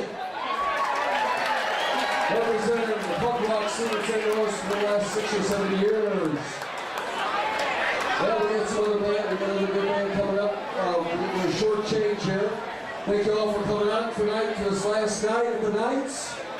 And don't forget, sign the walls on both sides. Put down your favorite memories, your names, some of your favorite bands you've seen, your commemorations for Mississippi Knights.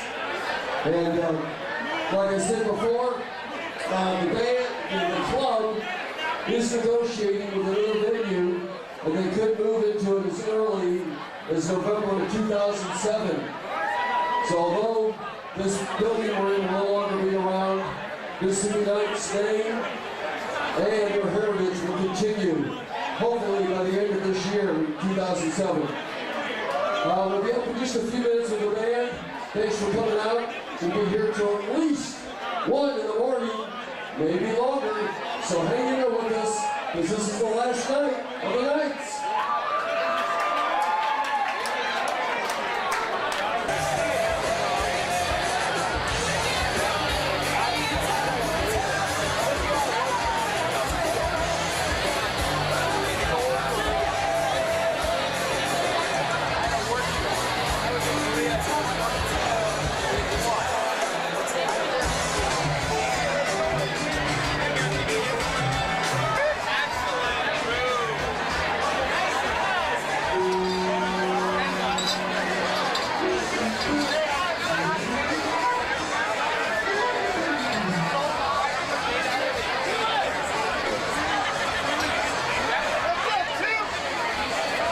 Welcome back to last night at the Knights.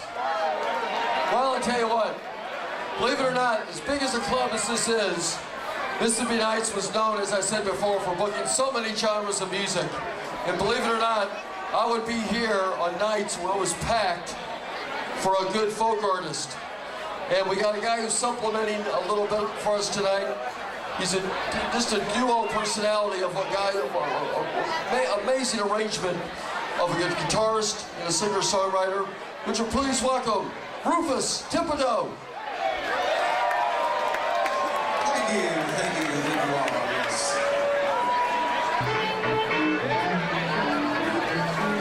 I'm just a typical American boy from a typical American town. I believe in God and Senator God and keep it old Castro down.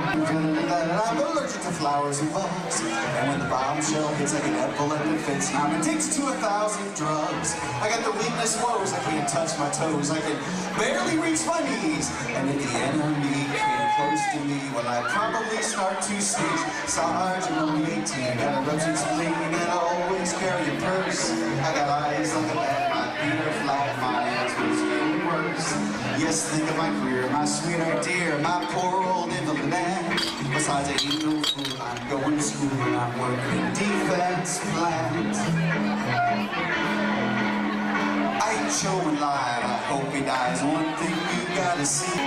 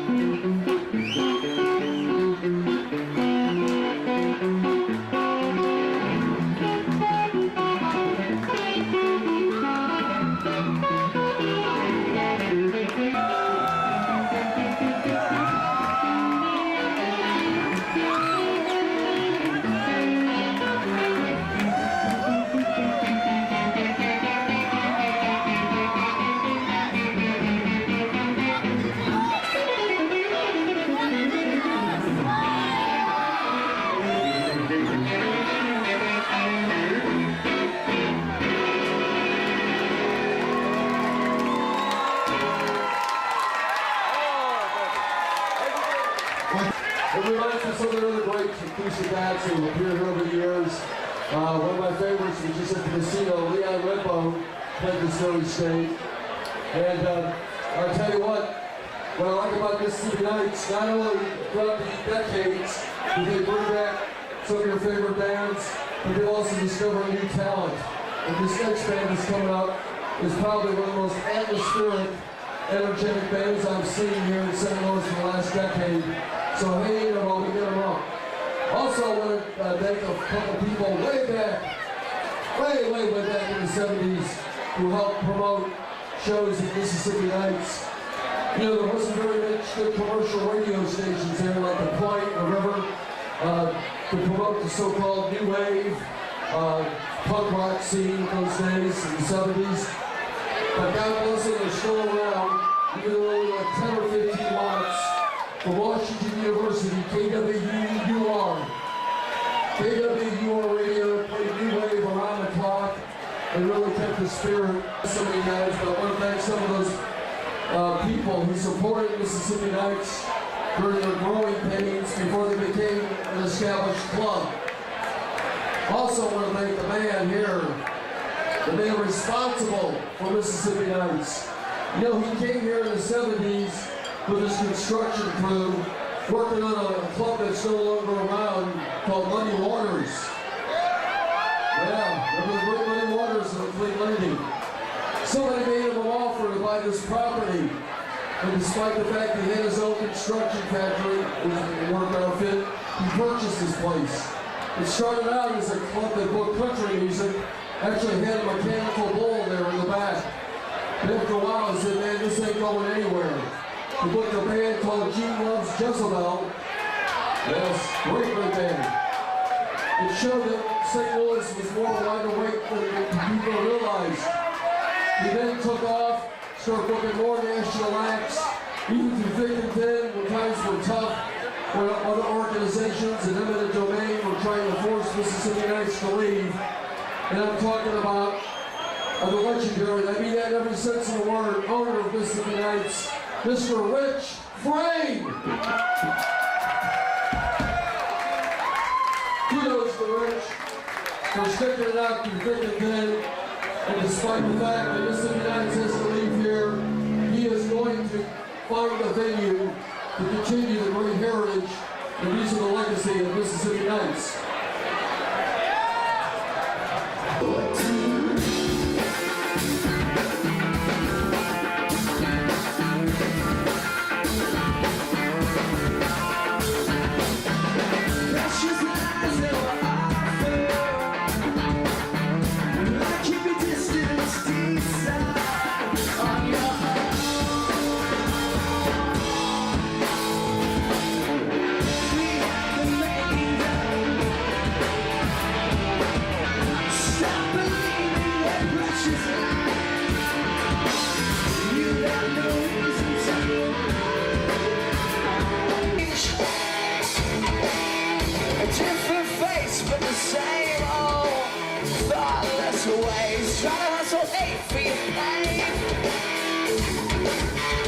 Makes you wanna remove yourself from everyone.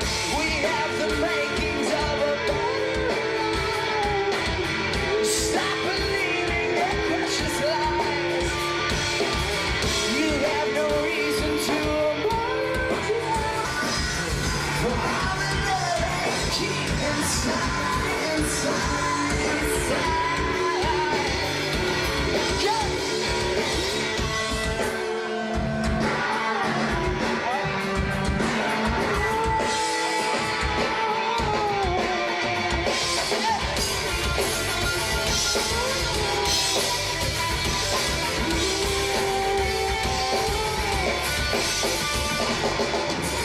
Digging holes in our pocket.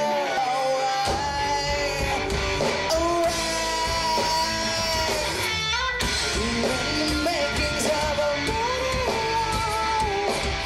Stop believing their precious lies. And my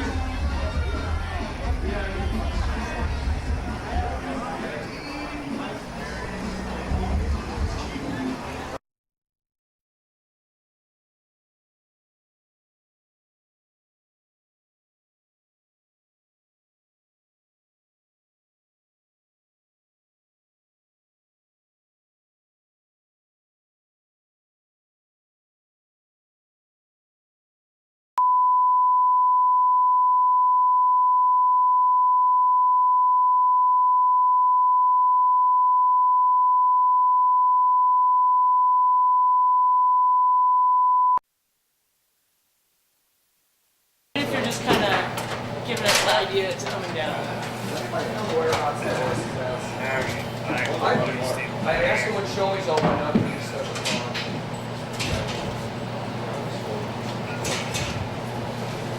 I remember Christmas week, I had to go and festive. Yeah. Pull the tail off that. I remember hearing that. I can't believe he flies with you. I can come down there. All right.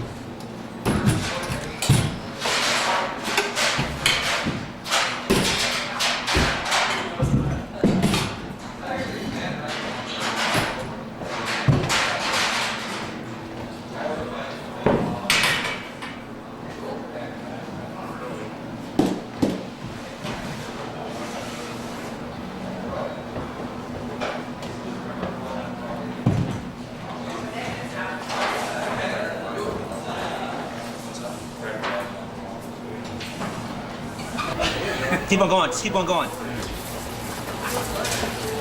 trying to put a ring off the damn finger in a parking lot. She's going off my whole bunch of things. Whitaker, no,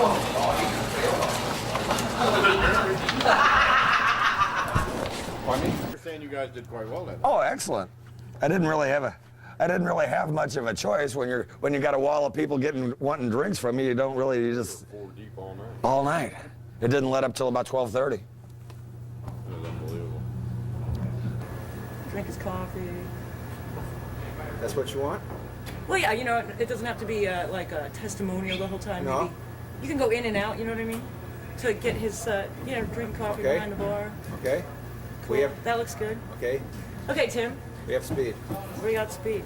Would you mind saying and no, just keep looking at me. Do you mind saying and spelling your name for me, your first and last name? Tim Mullen. TIMMULLEN.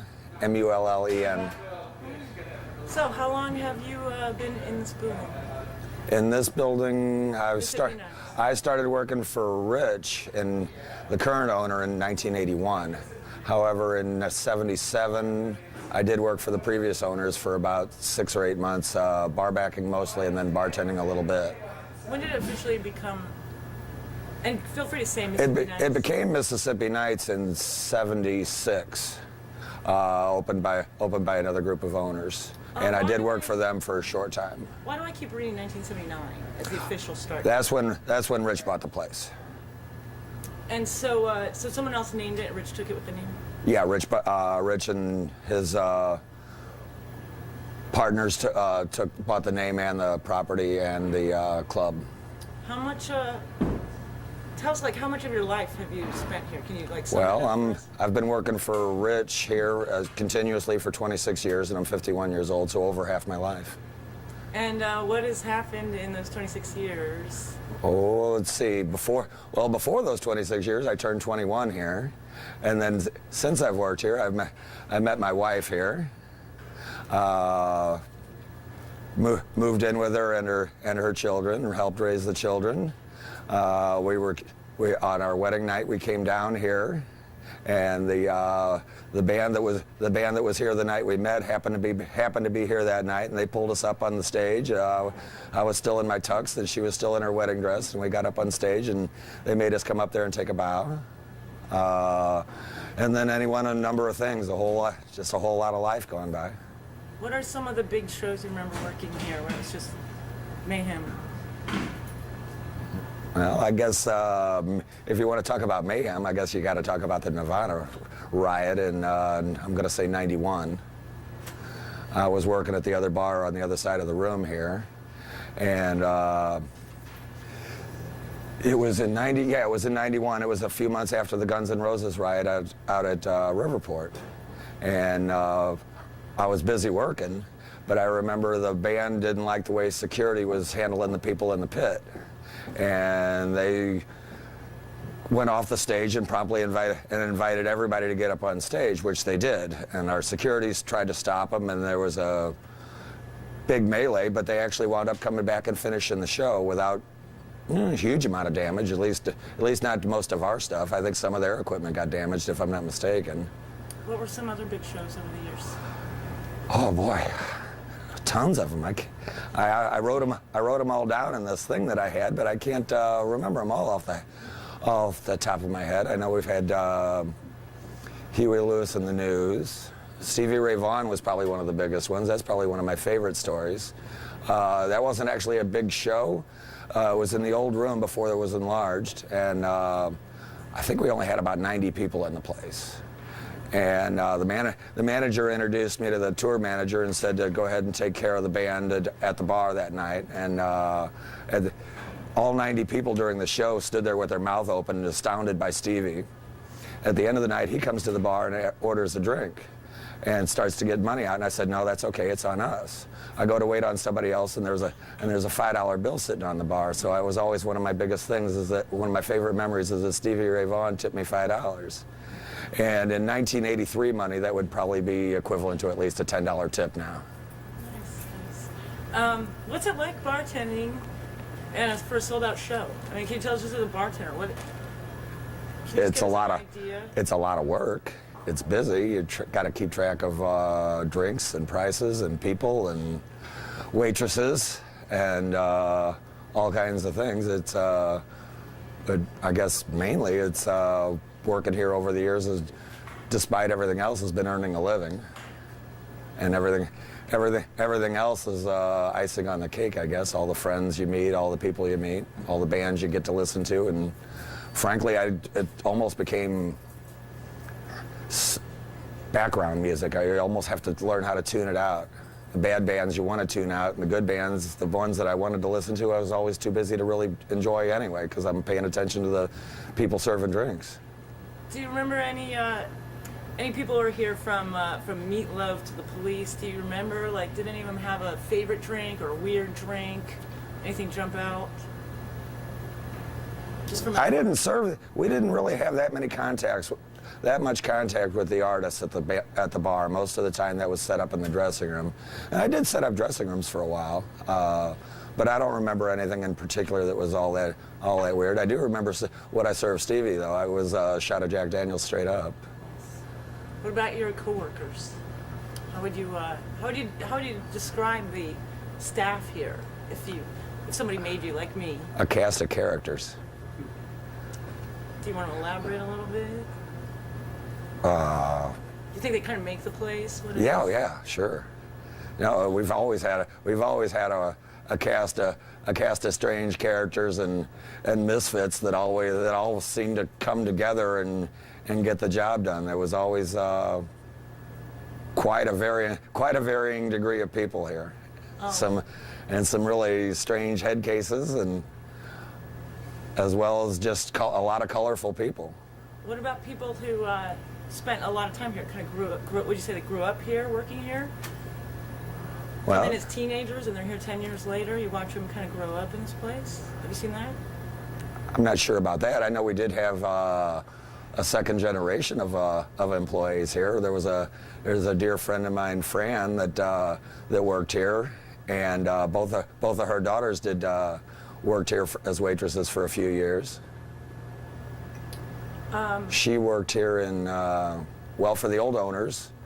And then, as a matter of fact, the story goes, the first night Rich Frame bought the place, he kept all the old staff on, and they didn't, and laid down the new terms and conditions, and Fran didn't like it and led a revolt and walked, and the waitresses all walked out. She wound up working here again later, and then in the 90s and afterwards, both her daughters did. Beth in 97 to 2001, I think, and then Angie 2001. I'm going to say 2003. Do you remember working with Mary Frame? Sure, absolutely. Her name was Fowler then, as I knew her. Do you want to just tell us, like, I need you to say, I remember working with Mary.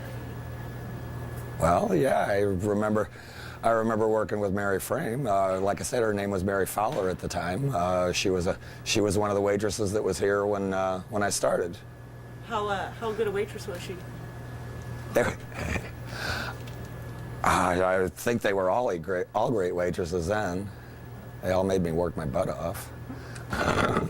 I've always been impressed by the waitresses here. I don't know if you kind of take it for granted, the trays up over the head, the pitchers. We've had some amazing ones. Yeah, there was a probably one of the most amazing I ever saw was a little bitty girl. Her name was Sharon. She stood about 4'11". She'd stack two trays on. One tray full of drinks and another tray with popcorn and some other things on top of it, and then carry three pitchers in this hand and get through a sold-out crowd without dropping anything. Most of the time, there were drops, of course. Now, what is the story that I was told? Maybe they made it up to make me feel better, but whenever I dumped a tray, there was a little story somebody told me. Do you know that story about why trays get dumped here sometimes? Ever hear that one about ghosts, thirsty ghosts? No, I don't know that one. Did Nate make that one up? Maybe they made it up for me. But did you hear that one? Nate used to talk about ghosts here because he worked in the office and swore that he saw somebody walking by the door. Do you know? But I've never had any experience, and I've never actually heard that one other than anything about spirits in the building other than from Nate. Do you know what the building originally was built for? Well, I'm told two different things. One I'm told was a slaughterhouse, and one I'm told was a commodities warehouse, and it could have been both. There was a natural slope to the floor to get stuff back to the river where they loaded it on warehouses. I actually, before I ever worked here at all, I worked for the down here on the landing at a place that sold tents and sleeping bags and such, and they were actually owners of the building at the time and leased this place to the people that opened Mississippi Nights the first time, Tom Duffy and Steve Dubelize. And that's how I started here in the first place, because I used to come up there to the store and borrow things, and I wanted another job and always seemed to want to be behind the bar, I guess. I was always drawn here. Have you seen that landing change? Well, yeah, it went from being an old warehouse district to being a hot club district to kind of dying out. And I don't know what it'll turn into now with the new development with Pinnacle, although they seem to be wanting to separate themselves from Laclede Landing, it seems like. Anything else you want to add? Anything at all? Nah, there's a lot of memories, but I can't recall them all, and I'm not all that particularly comfortable in front of a camera, I guess. You're doing great. You're really great. Okay. I can answer the questions, but I can't come up with stuff unless I'm prompted, I suppose. Yeah, everybody will remember stuff long after the cameras are gone. Oh, They told me to tell you that. Okay, I'll be real careful. So let me know if Now, if I do come in... No, it's all good. Yeah, okay, I'm going to stay out. Okay. I can't find you, Rich. I'm trying to find some. Okay, what are these? You know, I don't know. He's okay. got them all mixed up. Here's pictures of Mississippi Nights at Mississippi Nights. All right, like I said, it's just, we'll just wing it. Okay. We are rolling. Okay, Mary, so tell us, and I'm just going to you're looking at me, I'm going to be checking you out on the monitor, just make sure it's all working. It'll be kind of like last time. Tell us about how did you get here? I got here because I needed a job. My roommate work down here, and so I got the application, sat outside for an hour before I brought it in. I was a nervous wreck, never a waitress, so I got hired. Then I went home and practiced, spilt water everywhere, came down here and started working. After a couple nights, they told us, don't let anyone in the waitress station unless you're an employee, so I said, okay. So this man started coming up, and I said, I'm sorry, sir, you can't come up here. And he, okay, and he turned around and walked away, and one of the other waitresses said, you know what you just did? I said, no. And she said, you kicked the owner out of the waitress station. I went, oh my God, here goes my job. But it all worked out, and we became really good friends. And then we started dating each other, and the rest is history. Married him. Best thing that happened. When did you two get married? We actually got married in 1995, but we lived together 10 years prior to our marriage. And when did you start, what year did you meet? 1980? I think it was 1980. And what, did you just come here and just like, oh, I need a job, this is a job, or were you drawn to the music aspect of it? My roommate worked down here part-time, and she had a full-time job, and I had just left my full-time job, so I thought, well, I'll start with this, try this, and then I ended up getting my job back and worked both. But it's great. The people, we partied all the time, went to breakfast, a lot of good memories. Did you hang out with the bands? You remember good shows? Oh, sure. The house band, my favorite was Aero Memphis, without a doubt. Concert, my favorite was Roseanne Cash. I just loved her. And then, of course, Huey Lewis, because I got to drive him in my car back to his hotel. He gets in the car and he says, could you turn the radio down? I said, this is awful strange, so I did. And then the fingers start snapping and he starts singing, and I'm like, where's my tape recorder? You know, it was so awesome, but a lot of great memories, a lot of great people down here. What do you think the club represents in St. Louis, Mississippi Nights? A music venue. Everybody came down here for all types of music. Rich liked all types, and he booked all the bands, and some of the bands he booked, we won it, and he didn't make a lot of money, but we enjoyed the show. Other ones were very successful. What were some of the successful ones? Oh, you're testing my memory. Willie Nelson, Joe Cocker, of course Huey Lewis, Ricky Nelson. There's a ton. I couldn't even begin to name them. When I get off here, I'll remember. What was it like to work a sold-out show on the floor? It was very hard. The trays had to be up above your head to get through the crowd. It was tough. But we made good money. And I think that's why everybody, besides being friends, we'd all sit around, we'd go to breakfast after work. And besides the good money, we all enjoyed each other's company and partied together. And that's why we stayed so long. When you worked here, you usually stayed pretty long. What about the rest of the landing? Was everybody buddies with other people? Well, was it we like knew a little community. Not so much. I mean, we knew people from Muddy Waters and Bogarts, but that's about the extent of it, as far as I remember. And what about over the years? You've seen people come and go. Have you seen people get married? Oh, tons of people met their spouses here and got married. I mean, a lot. And Friday, our last night here, people would say, well, remember they got married here too? Oh, I forgot about that. And then Kim, a hairdresser, she actually got married down here. Everybody just loved the place. It was, I think the concert people, the acts that came through, they loved playing here because they were treated so well. I mean, they'd come back in a minute. It was great. And that was the respect that Richard wanted all his employees to pass on, you know? So everybody knew that everybody was nice. Well, here's kind of a crappy question. What was the last night like for you? Oh, very bittersweet. Very emotional. We knew it was coming. We knew it for a long time, but until it got here, it didn't seem real. We're gonna miss it. Did you see a lot of old friends? Oh, a whole lot. Mm-hmm. Yes. Even some that knew me, and I was like, who was that? I couldn't remember, you know. It was very touching. Is there anything that you want to add? No, I'm just happy I started working here and met the man of my life. And do you have kids? No, I don't. Nope. Okay, I made you cry. That was a success. That's Yes! So here's the easiest question. Your first and last name, if you wouldn't mind spelling it, and then your nickname. Oh, spelling my name? First and last name? Stephen Black. B-L-A-C-K? Yeah. My name is Rock. Rock. How long have you been at Mississippi Nights? About 9 years off and on. See, I'm trying to think of the name of my first show here. It was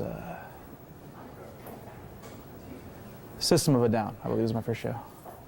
There's a bunch right in a row there, so I'm not really sure. What was your job when you started? Just a doorman, yeah. Is that how everybody starts? Pretty much, yeah, pretty much. A doorman or waitress. Yeah. And then where do you go from there? Usually behind the bar, like the bar back, or maybe right to bartender. And what is your job? What was your last job here? The last job was assistant manager. Yeah.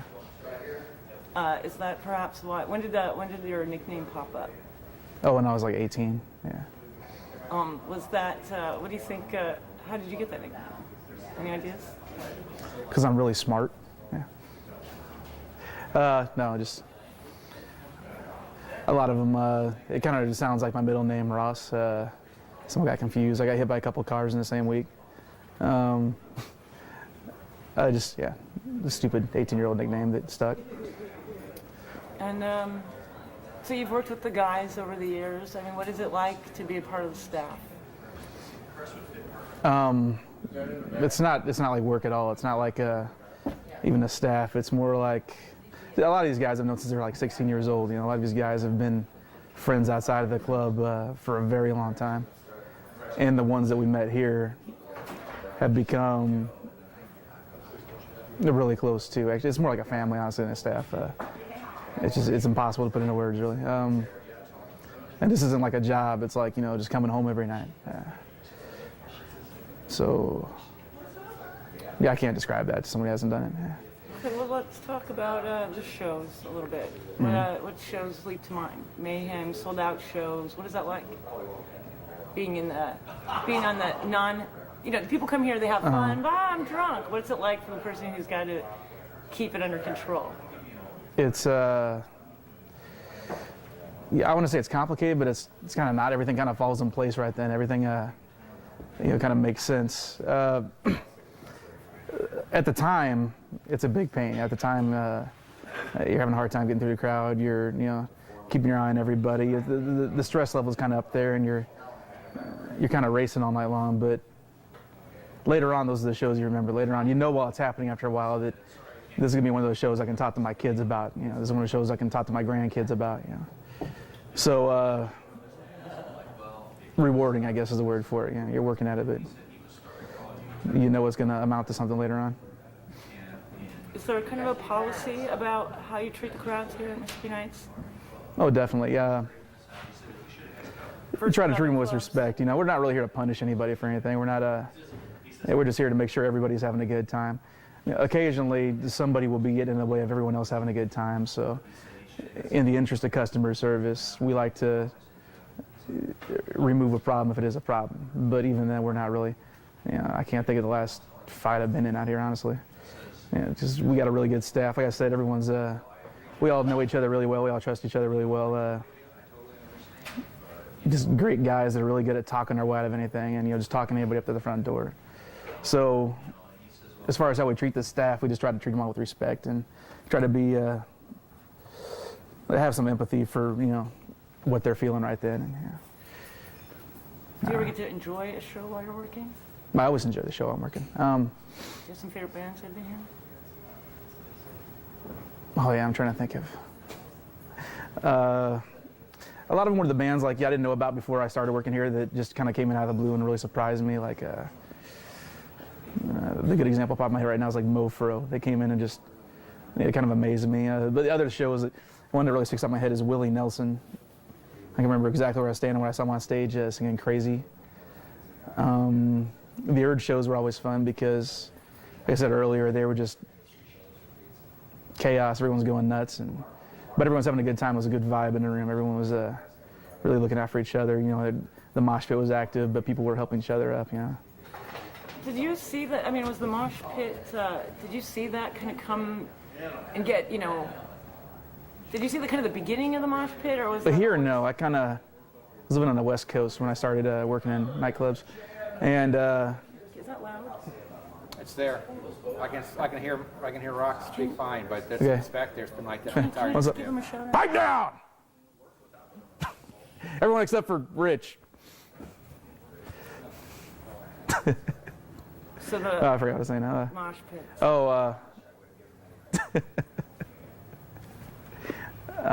Yeah, I was working on the West Coast, and I kind of that was my first real experience was in Seattle. But here, I moved here kind of late for all that. My first time ever coming here, I was in the mosh pit. That's kind of the reason I ended up working here. Was having a real good time in there, and they used to have guys that worked down in the pit, and got to talking to one of them. He drugged me up front at the end of the show and gave me an application. I thought I was getting kicked out, but Oh, we lost that light. Okay, yeah, speak. Okay, so make sure we can see his eyes, right? It's not from your angle. I don't want it just to be lights in his glasses. I don't know what you mean. Okay. Okay. I was just wondering. Get to know them over the years. You know people's names. oh yeah, there's a few that really stand out. Like Beetle Bob was a regular here for a long time. You can't really call him a regular. He's more like a part of it, like of the scene. People from the radio stations that came here a lot, though. You know, parents with their kids that came here a lot and just stood at the end of the bar and talked to us after a while. Yeah, I mean, there's a lot of regulars, I guess. More people we're working with, I guess. But. Can you name any names? Regulars? Because I've talked to some of them, and then you can. So if I forget one, they're gonna get mad. Starts with a K. Ken Laster. I started talking to him. Talk about Yeah. Ken Laster a little bit. I guess the first year I worked here, I didn't realize he was narcoleptic. I used to wake him up because I thought he would just pass out drunk on the bar or something, or he was just passed out like in his chair. I'd always be walking by waking him up. You know, after a while, finally someone explained to me that I probably didn't need to wake him up every time. But really likes music though. I really like the shows. I don't know. Do you think Beetle Bob saw those shows? Who do you think was here the most? Customer-wise? Mm-hmm. Probably Bob. Yeah. But Ken was here a lot though. Yeah. Yeah, all the guys from like KDHX, you know, that crowd, they would come in quite a bit. Pretty much, Ken might have been like every 3 shows he'd be here. So what did you pick up in your 9 years here? I mean, you went from working the door to assistant manager. I mean, is there anything you want to say about the journey?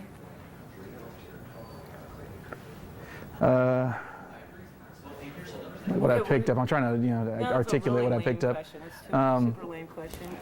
See, I've never had a job like this before because it's like the first job I ever had where I looked forward to coming to every day. And it wasn't even really about the shows. It was about like the hour before the show and the hour after the show. And it was me and all my, friends and family hanging out. And What's that like at the end of a show? For people who don't know. Like one day you start kind of walking the crowd up. Your job is pretty much done, but that's kind of where there's a little stuff to do, like count the bars down and clean up a little bit. But that's when everyone kind of relaxes. That's when everyone kind of comes out of that state of mind where they're just, running around doing their job. All the joking starts. I'm sure you remember pretty brutal sometimes. But, it was always in good fun. It was always, that's what made this place what it was to me as after the show. I've always thought the guys, the staff, always been amazing. You're all kind of intimidating looking. You do your job. You keep everybody safe. But I always thought it was just a really nice, the nicest bunch of people I've ever worked with. Oh no, they're all great guys. Yeah. I thought you were going to contradict me. Oh no, yeah, we're all jerks. Yeah, we kill babies and eat kittens. What do you think St. Louis is going to miss on the music scene? What do you think it is about Mississippi Nights versus other clubs? Well, I don't know, just numbers-wise, we were the only club really in this bracket. We were only an 800 to 1,000 person club. Now we're kind of at a place where bands are going to be going to the Creepy, you know, up to, I don't know what it is, like 300 people at the Creepy, or the Pageant, which is about 2,000 people. So there's really no in-between club like that anymore. So musically, like from a fan standpoint, I think we're going to be missing a lot of bands that were in this, I don't know, capacity bracket, I guess, or whatever you want to say. And that's a shame, because we're not going to be seeing the bands coming up, you know, when they're really gaining popularity. We're not going to see them, you know, kind of right past their peak of popularity anymore, which we never really saw that much of here, really. But from just a person like seeing concert standpoints, this is one of the best places I could think of to go see a concert. The stage was right there. Great sight lines everywhere, good sound. Yeah, for me, I can't even describe what it means to be losing Mississippi Nights. What was the last night like for you? Bittersweet. Yeah, that's a good way to say it. It was sad in that, you know, that we're not going to be here anymore, and you know, the guys that I just love working with right now aren't all going to be coming back to the new place if we reopen. Like, knowing that really bothered me. Knowing it was my last time to sit down there and you know, watch a band on stage, that kind of stunk.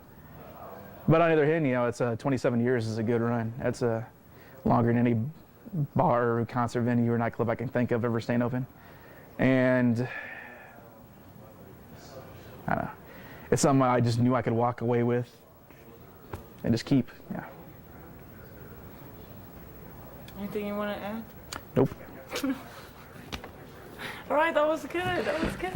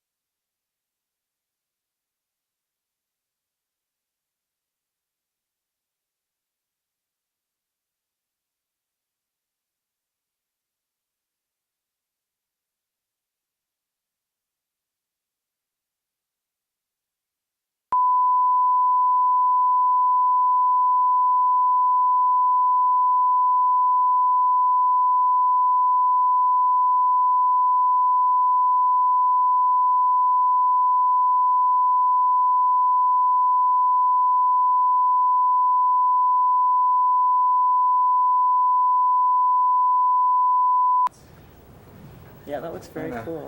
cheat in The last here? waltz, baby.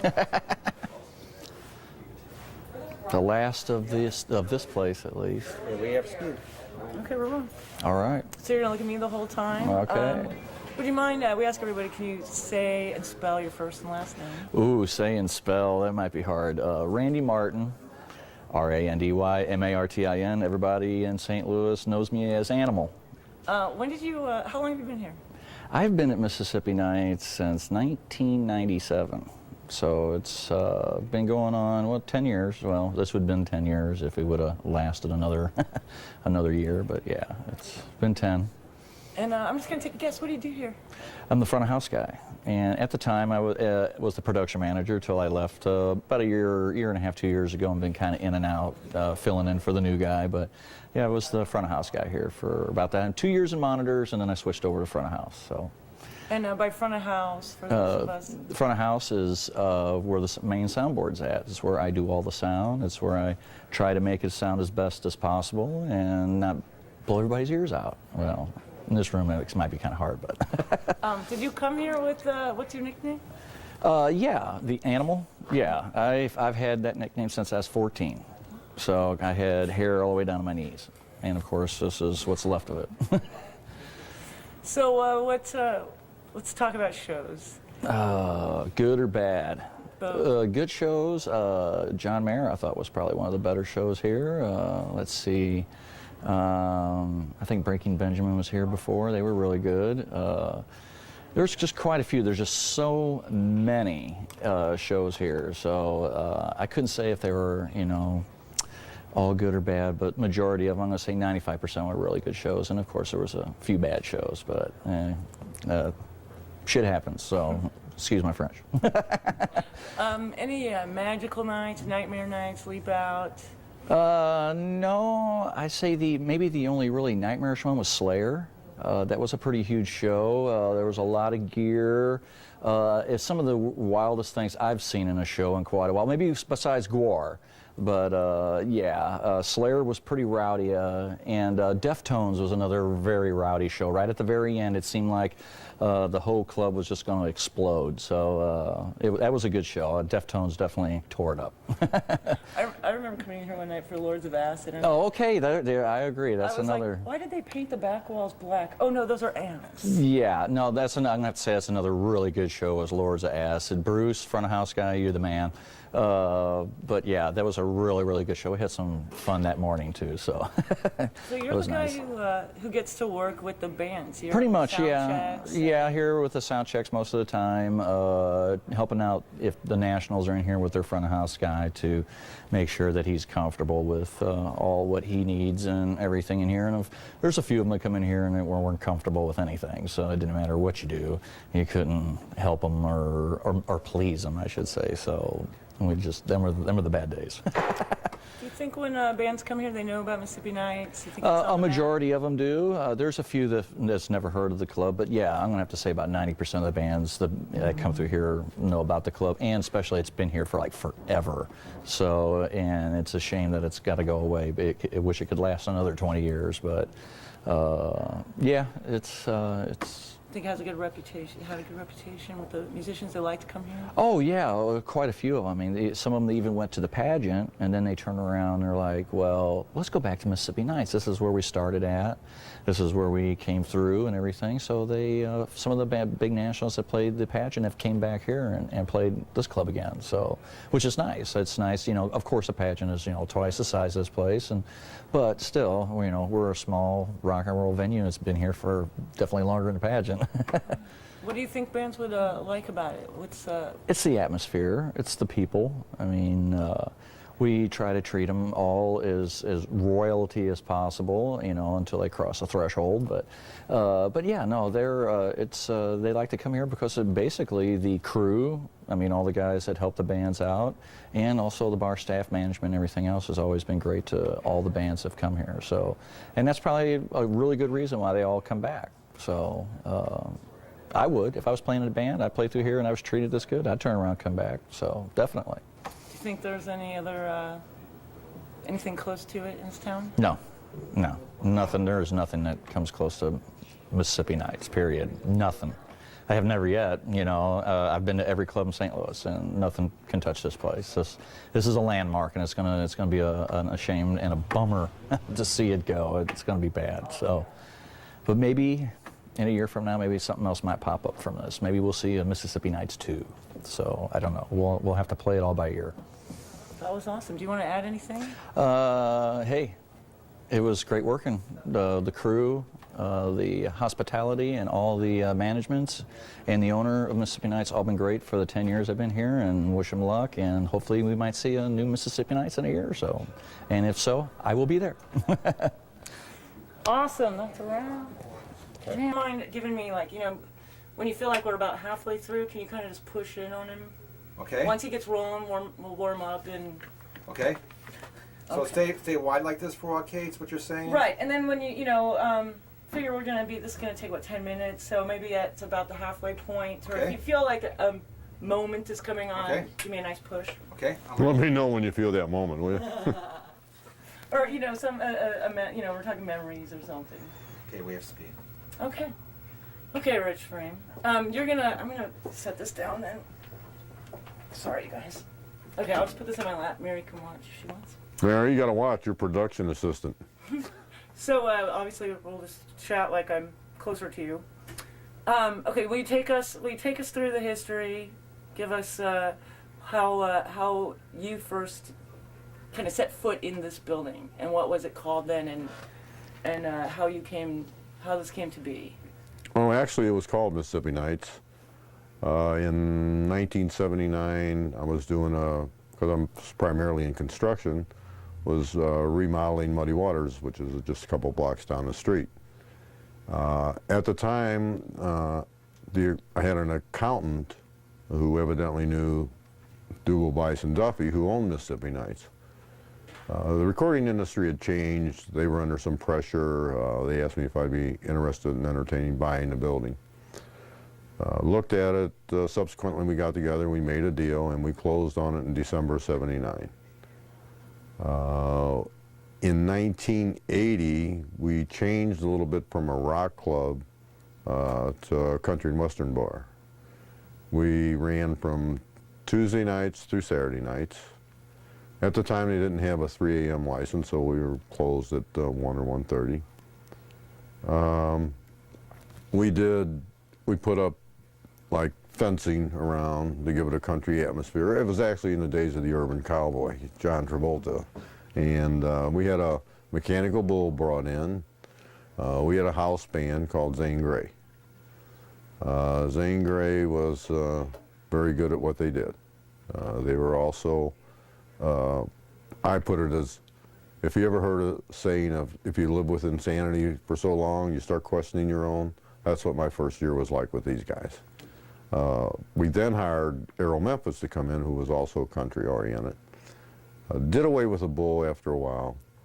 And then probably about 6 months, I'm saying 1981, early 1981, we switched back to a rock bar. Now, even in the time that we were country, we still did national acts. Most of the time they were country, but we did do occasional rock acts at the time. We then switched back to pretty much rock. In '81, we did local bands, Faustus, different bands along those. We also still did Errol Memphis. And then somewhere in that time frame, along came Ferrari, along with then the Unconscious and Pale Divine. So we did a lot of local bands, on the weekends, and did a lot of national acts, primarily through the week. Because the difference was the business was so good on the weekends with local acts, because unlike today, people don't try to meet people online. They actually go out and physically meet people. So in '85, we started the concept of remodeling, because the bands that used to come in used to always, not complain, but say it was the only place they went to where they played to the bartenders. Because there were, if you look at our columns running down the center, that was once a wall. Now we had this warehouse next door that was not being used except by the rats, so we decided to evict them and expand.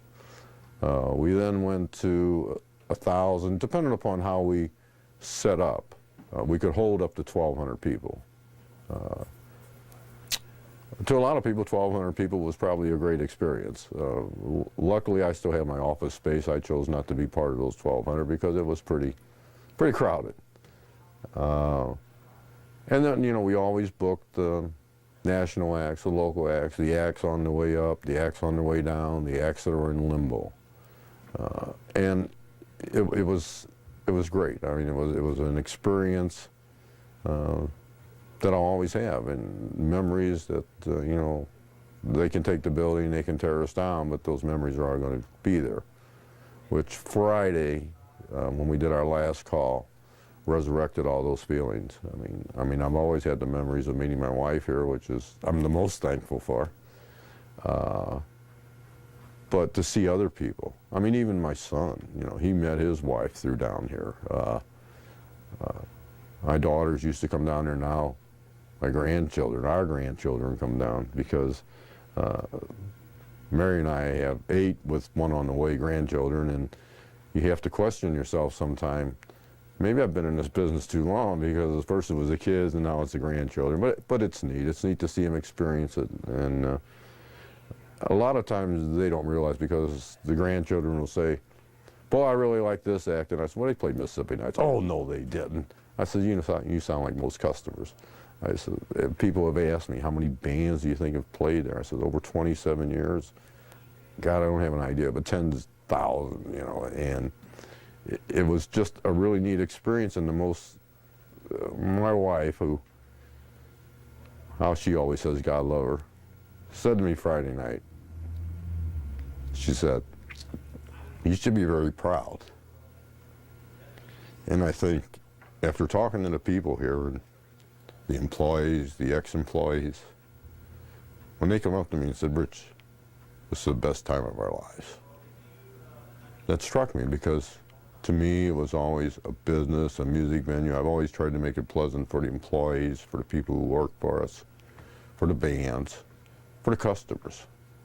Sure, we weren't always successful, but just to have people come up and say, customers, ex-employees, they had the time of their lives. That meant a lot to me. So we like to think we made a difference. I know we have in the amount of people who've gotten married here or, you know, met their husbands and wives. And my ex-manager, Pat Hagan, said to me, he says, he looked around Friday night and he said, "Well, Rich," he says, "God, it's hard to imagine," because he met his wife here. He says, "It's hard to imagine," he said, "all these people who have gotten married and met their spouses here." And I said, "Yeah." He said, "Well, must be working. They're still all together." So, and I think that speaks a lot to the place. The employees, who I understand you were one at one time. The best waitress ever, is that what you heard? Yeah, who believes in ghosts, by the way. But over the course of time, we didn't have any real short-term employees. Now, people find that amazing in the bar business. But I mean, Tim, who you've talked to, 20-something years, Cliff, 20-something years. But it's nothing unusual for the bartenders and people to be here 14, 15 years because it was fun to work here. They got to see something different. They made money. And it was good for everybody. Is there anything you'd like me to ask you? I mean, that really was nice, covered it. Well, a lot of people ask me, you know, what were your favorite times? I always say my most favorite time was being thrown out of the waitress station by my now wife, who we've been together more years than she probably cares for me to mention. But, you know, 25 years, 24 years. I think the fact that we became very good friends before that was important to me. To see, as she mentioned, one of her favorite shows was Ricky Nelson, because it was one of those rare nights where my mother and her mother both attended the show, which was really cool. So I got to see, you know, her mother, my mother, our grandchildren, you know, generations, okay, come to this place. And I'd like to think, and I was telling Tony earlier, the thing I've always noticed that was different about seeing a show at Mississippi Nights and somewhere else, Chris Christopherson played here one night, and when he got up on stage, he said to the audience, he says, "You know," he says, "I'm scared to death." And the crowd got real quiet. which was sometimes a very rare event down around here. But he said, this is one of my first performances, or he might have even said his first performance, where he wasn't under the influence of drugs or alcohol. And he said, that buffer's gone. He said, so this is scaring me to death. And I realized something then, where I've seen artists perform here, and it's not because it's our place, okay? But when you go and see them at a big venue, there are substitutes for their talent, whether it's the light, you know, the dancers or whatever. But here, it was them and the audience. And believe it or not, most artists thrived off of that. I can't tell you how many times when the booking agents, who are the key to your business because you got to take care of their acts, would say, so-and-so, Huey Lewis, you know, it was the best show that they had. And that's a real compliment because you know what? It wasn't me that did it, it was the staff that did it, it was the audience who did it. And to see these guys, you know, compliment you, just like that Friday night, the last call, was a compliment to this place, not to me, to this place and to the employees and to everybody made this happen. And it's very sad. What about the future? Are you going to reopen? You know, that's a question everybody asks me. We have signed a letter of intent of relocating down on Olive. I've been asked that question. I've said it is our intention right now to. I didn't want to base my decision strictly on emotion because it's very sad for me, and while I don't want to give it up. 27 years is a long run. Things are different now. Things are a lot different. There's much more dealing against public money. I mean, you have the influence of Live Nation, AEG. It's all corporate. It's kind of like people cry about Walmart taking all the mom and pops. That's what's happening in the music business too. And then you have the influence of the casinos, who I always refer to as a giant vacuum. They suck up enormous amounts of the entertainment dollar. I think they hurt a lot of the restaurants and things, you know, that are around where people would normally go to have a nice dinner. Not that I'm against gambling. My wife will testify to the fact that we love gambling. But I mean, it's just a fact, you know. So I mean, things are different. The online dating services, you wonder where do people go anymore to meet people. The fun thing about this place years ago, and I'm not saying it's not fun now because it's a different era, it's a different generation. But people used to dance. You used to get out on the floor and dance and have a good time, which is one of the things, you know, I promised my wife that last Friday, at last call, we were going to have our last dance because we had our first dance here. However, because we weren't into body surfing, which was the way the night ended up, I told her that we would come down today and do our last dance. And whether we rebuild, whether we open another place, which it's looking promising, it'll never be the same. And her and I share so many memories that it hurts, which I think it would anybody. I think that's great. That's it? Are you kidding? That was a non-stop beauty. And I didn't have to ask any stupid questions. Like, what was your favorite show? What was that? You know? Okay, I'm ready when you are. Okay, ready when you guys are. You know what? Fuck it. You know what? Fuck it. You're right. Fuck it. You've earned it. You know what? I can cue that for you. When Oh, we got it. You got it? Okay. That's fine. My eyes have told you. No, I never get a hand on you. My eyes have told you. Like a million miles away from me, you couldn't see how I adored you. So close, and yet so far. Headed for city lights, climb a ladder up to fortune and fame. Work my fingers to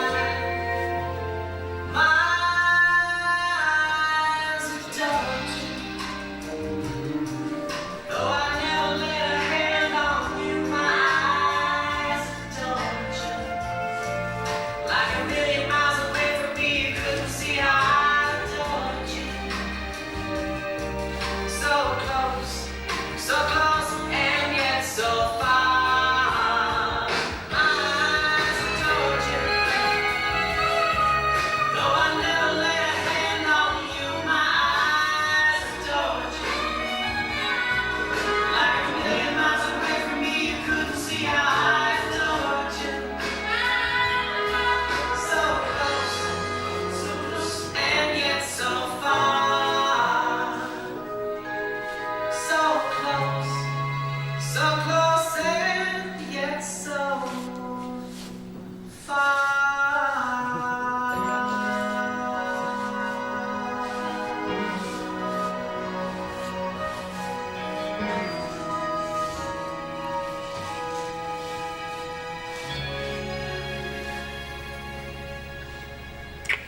let's be happy.